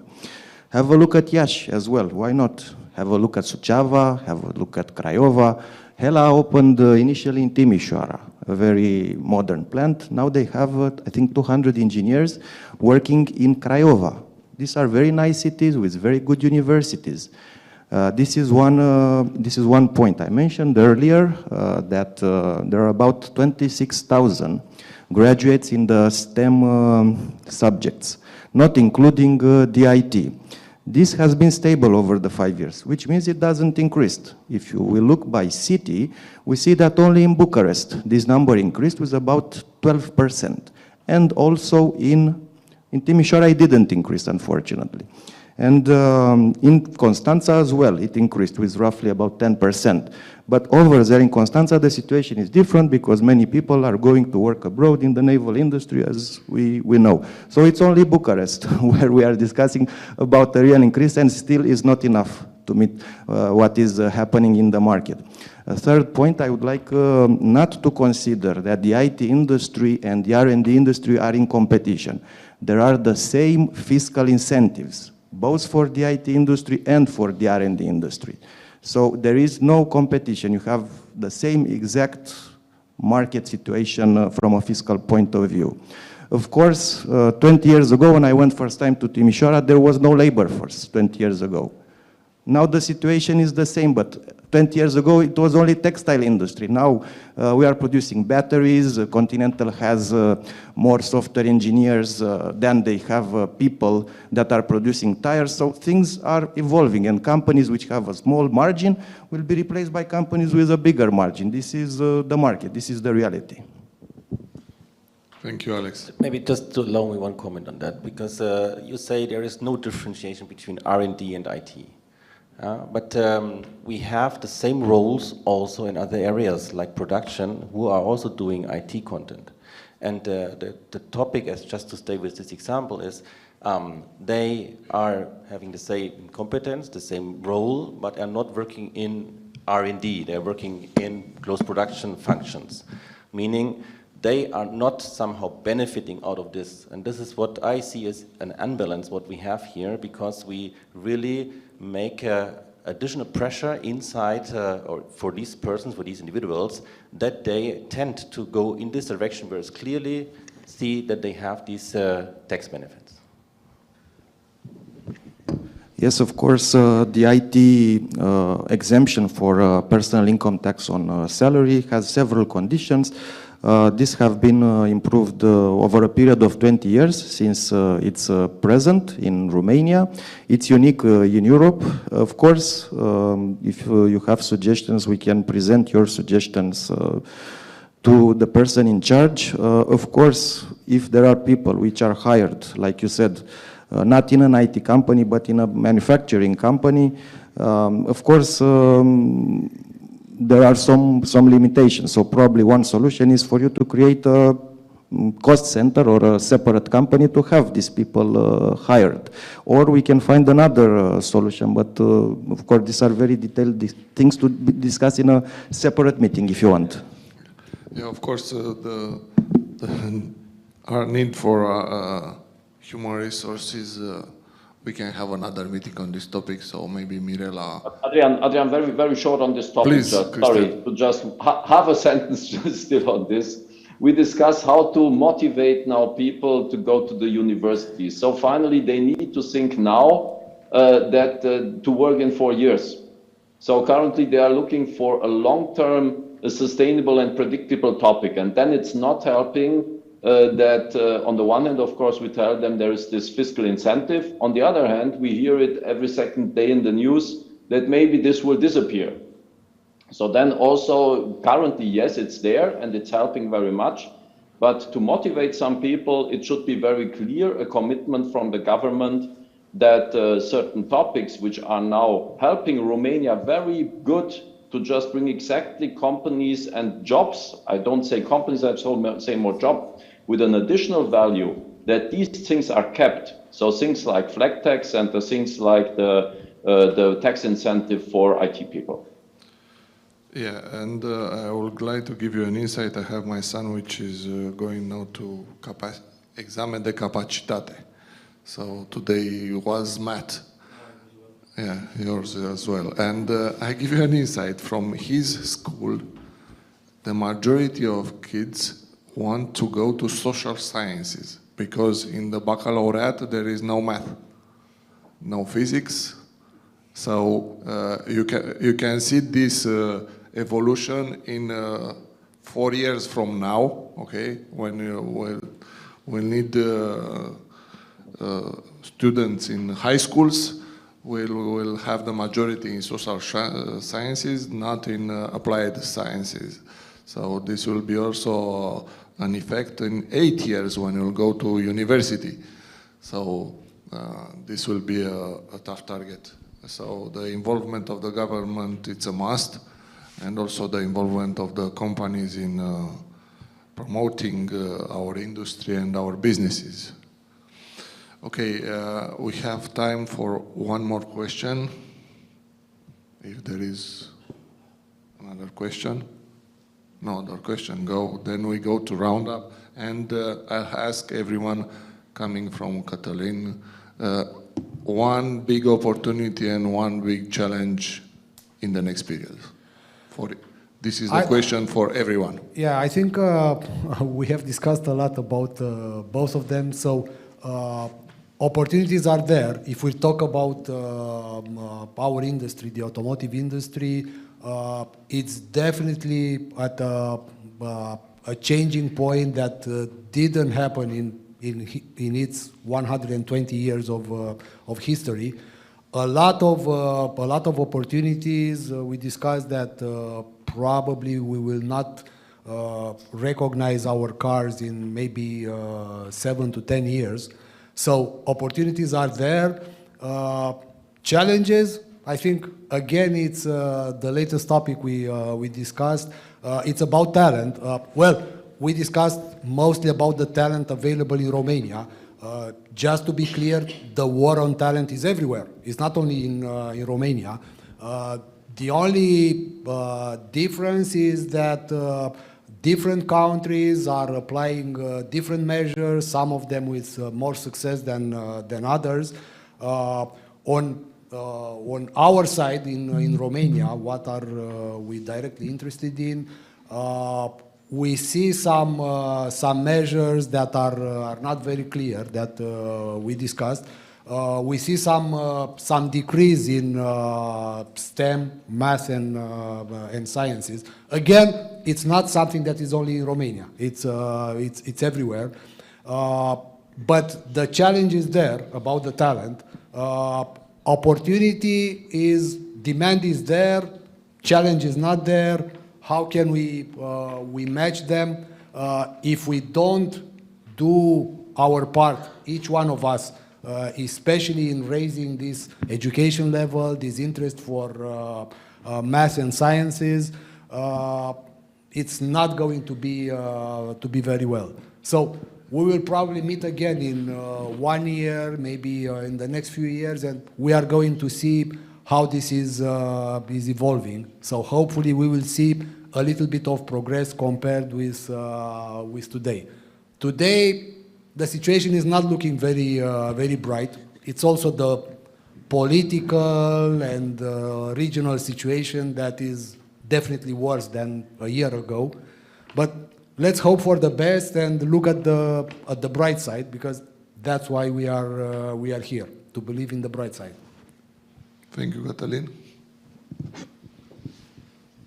I think from opportunities point of view, Romania is very well placed in CE countries. So as mentioned earlier, there are a lot of subsidies available and budget available to be taken by companies. On the challenge side, indeed, probably attracting people is one of the most challenging points now in Romania. Also having a predictable environment, also from a fiscal perspective, but also from a political perspective. I think this somehow triggers also or is somehow correlated with having labor force and employees that are stable and are not thinking maybe to go to other countries. I think we have to look a bit on how we can also keep the Romanian people here and to incentivize them to stay and work for companies in Romania. Yeah, I see the opportunity here in Romania is clear to shape the future. We have discussed all these topics, they're all about future.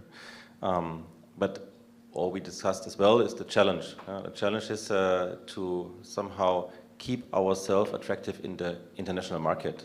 And as this kind of problem that we do not have in the future sufficient people to feed the kind of growth what we would like to go for, might move us further on the side and not being as attractive on the international view in the future. So that's one of the main challenges I see.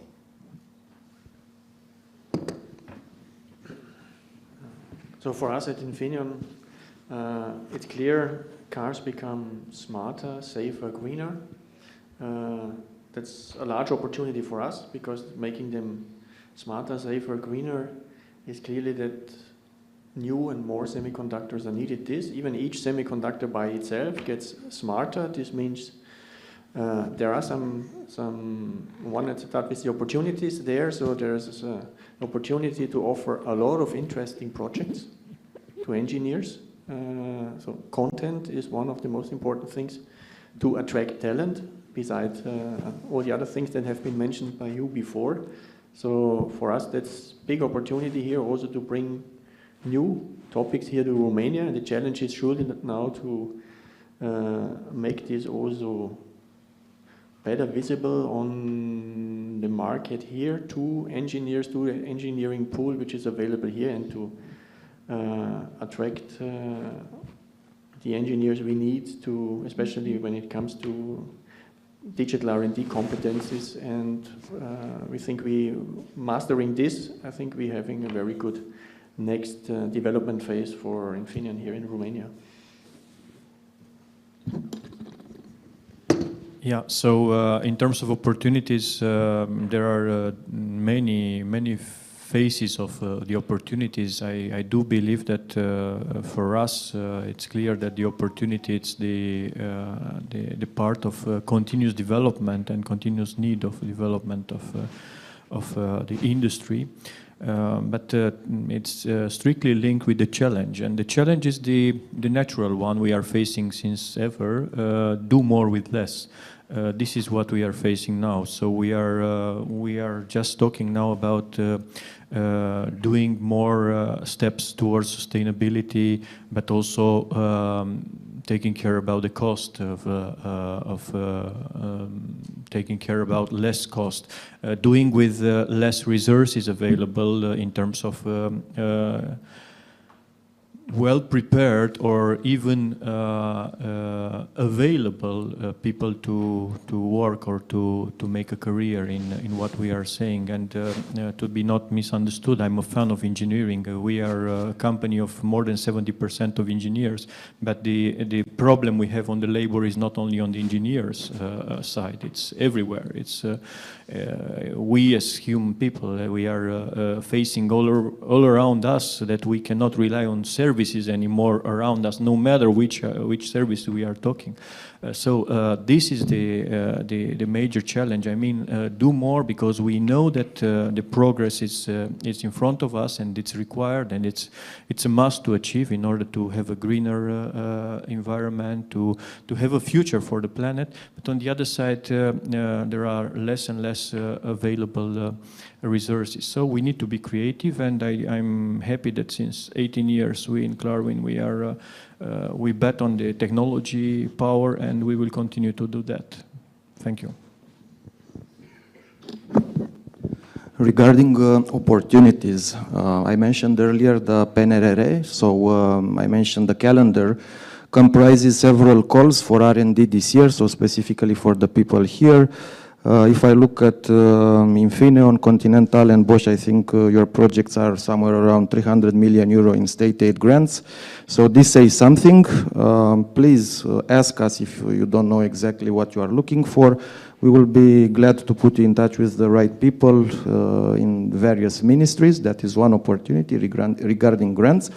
Of course, with the mention, this PNRR is not in competition with state aid. They are complementary. You can apply for both, you can accumulate both, so there is no competition. Actually, it's even more money in PNRR that is in state aid, so it's better for potential beneficiaries. Also, as potential opportunities, this movement to electric vehicles for Romania can be a very good opportunity, and I think some companies, including Continental, they already established electric vehicles testing facilities in Iași, mostly. I visited some of them, Vitesco as well. So we encourage you to have projects which are dealing with electric vehicles companies, because this is what is going to follow, as you probably know better than me.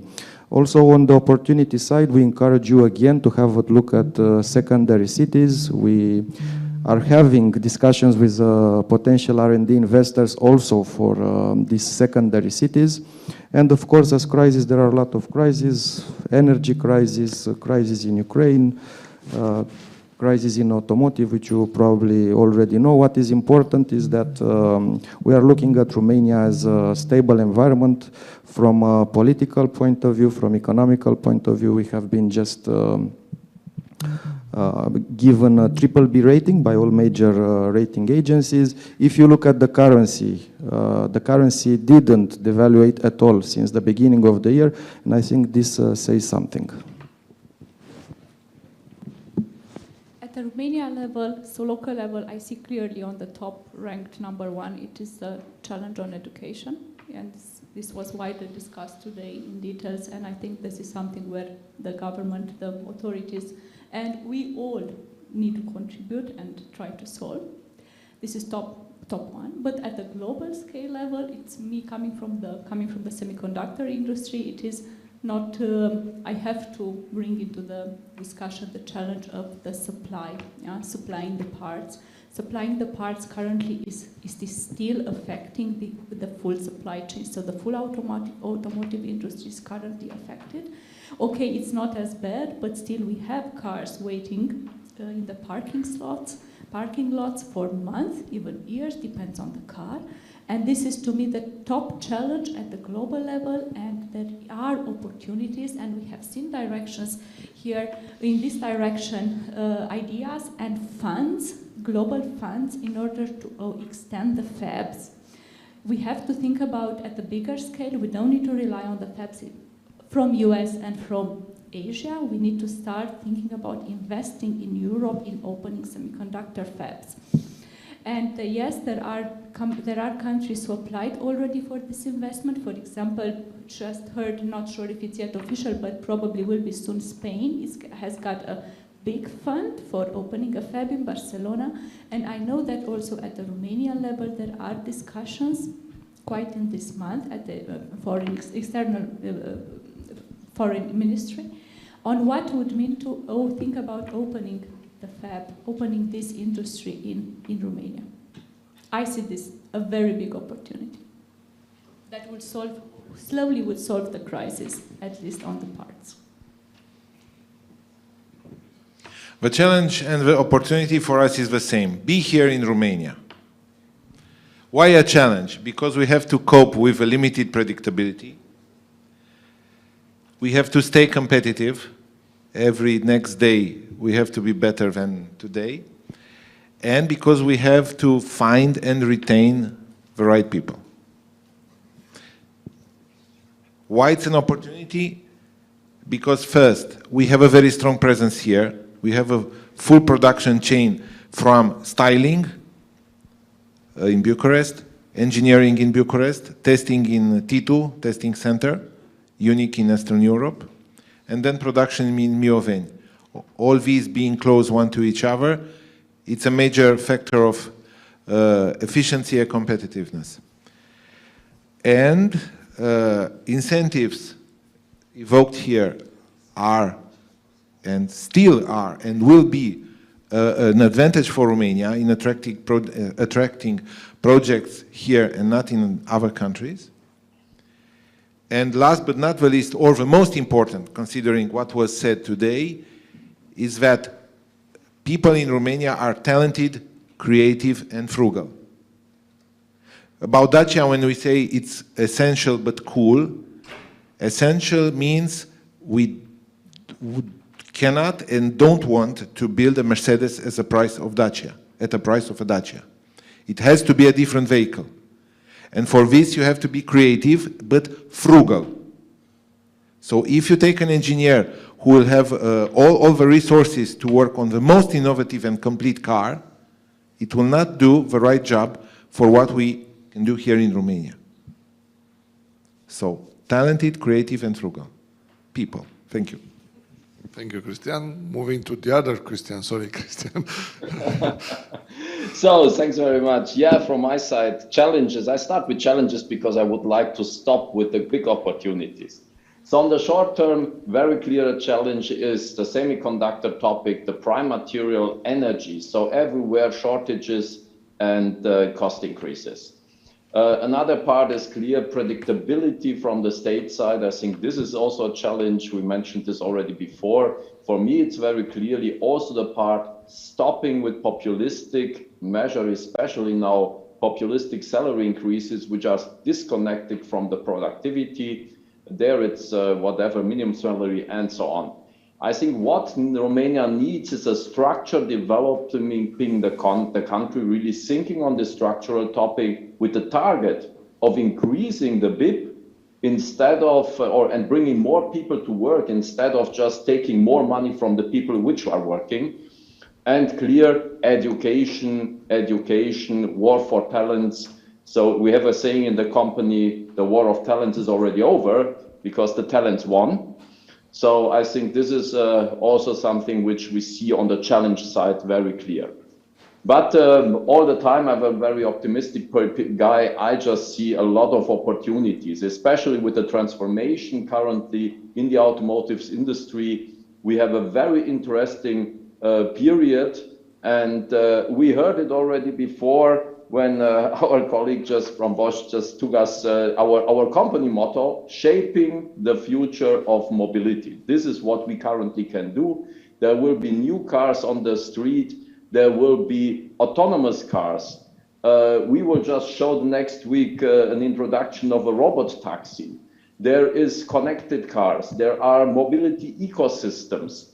So we will just combine the car with the computer, and I think that's really great challenges for IT people and engineers really to work on this topic. We have already 8,000 people working in this direction in Romania.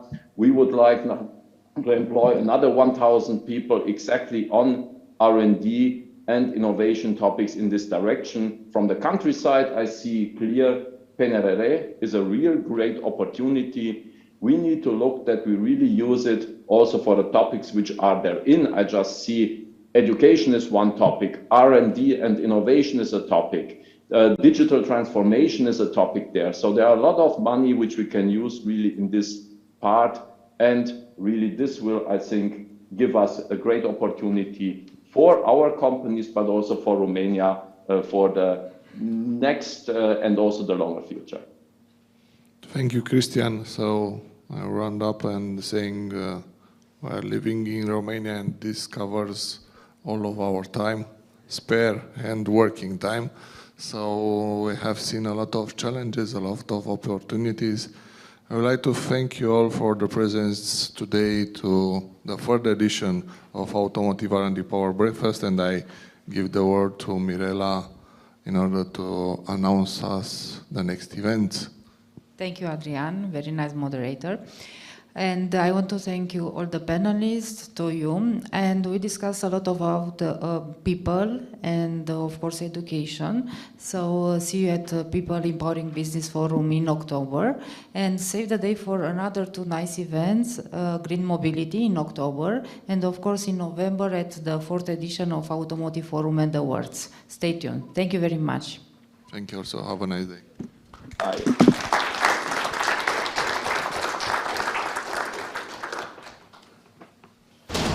What if dreamers never became doers? Where would we be if limits were never tested? Who says we shouldn't challenge what's possible? Or leap without looking? What if humanity's biggest questions were inspired by one thing? The belief that tomorrow can be better than today. What's your ambition?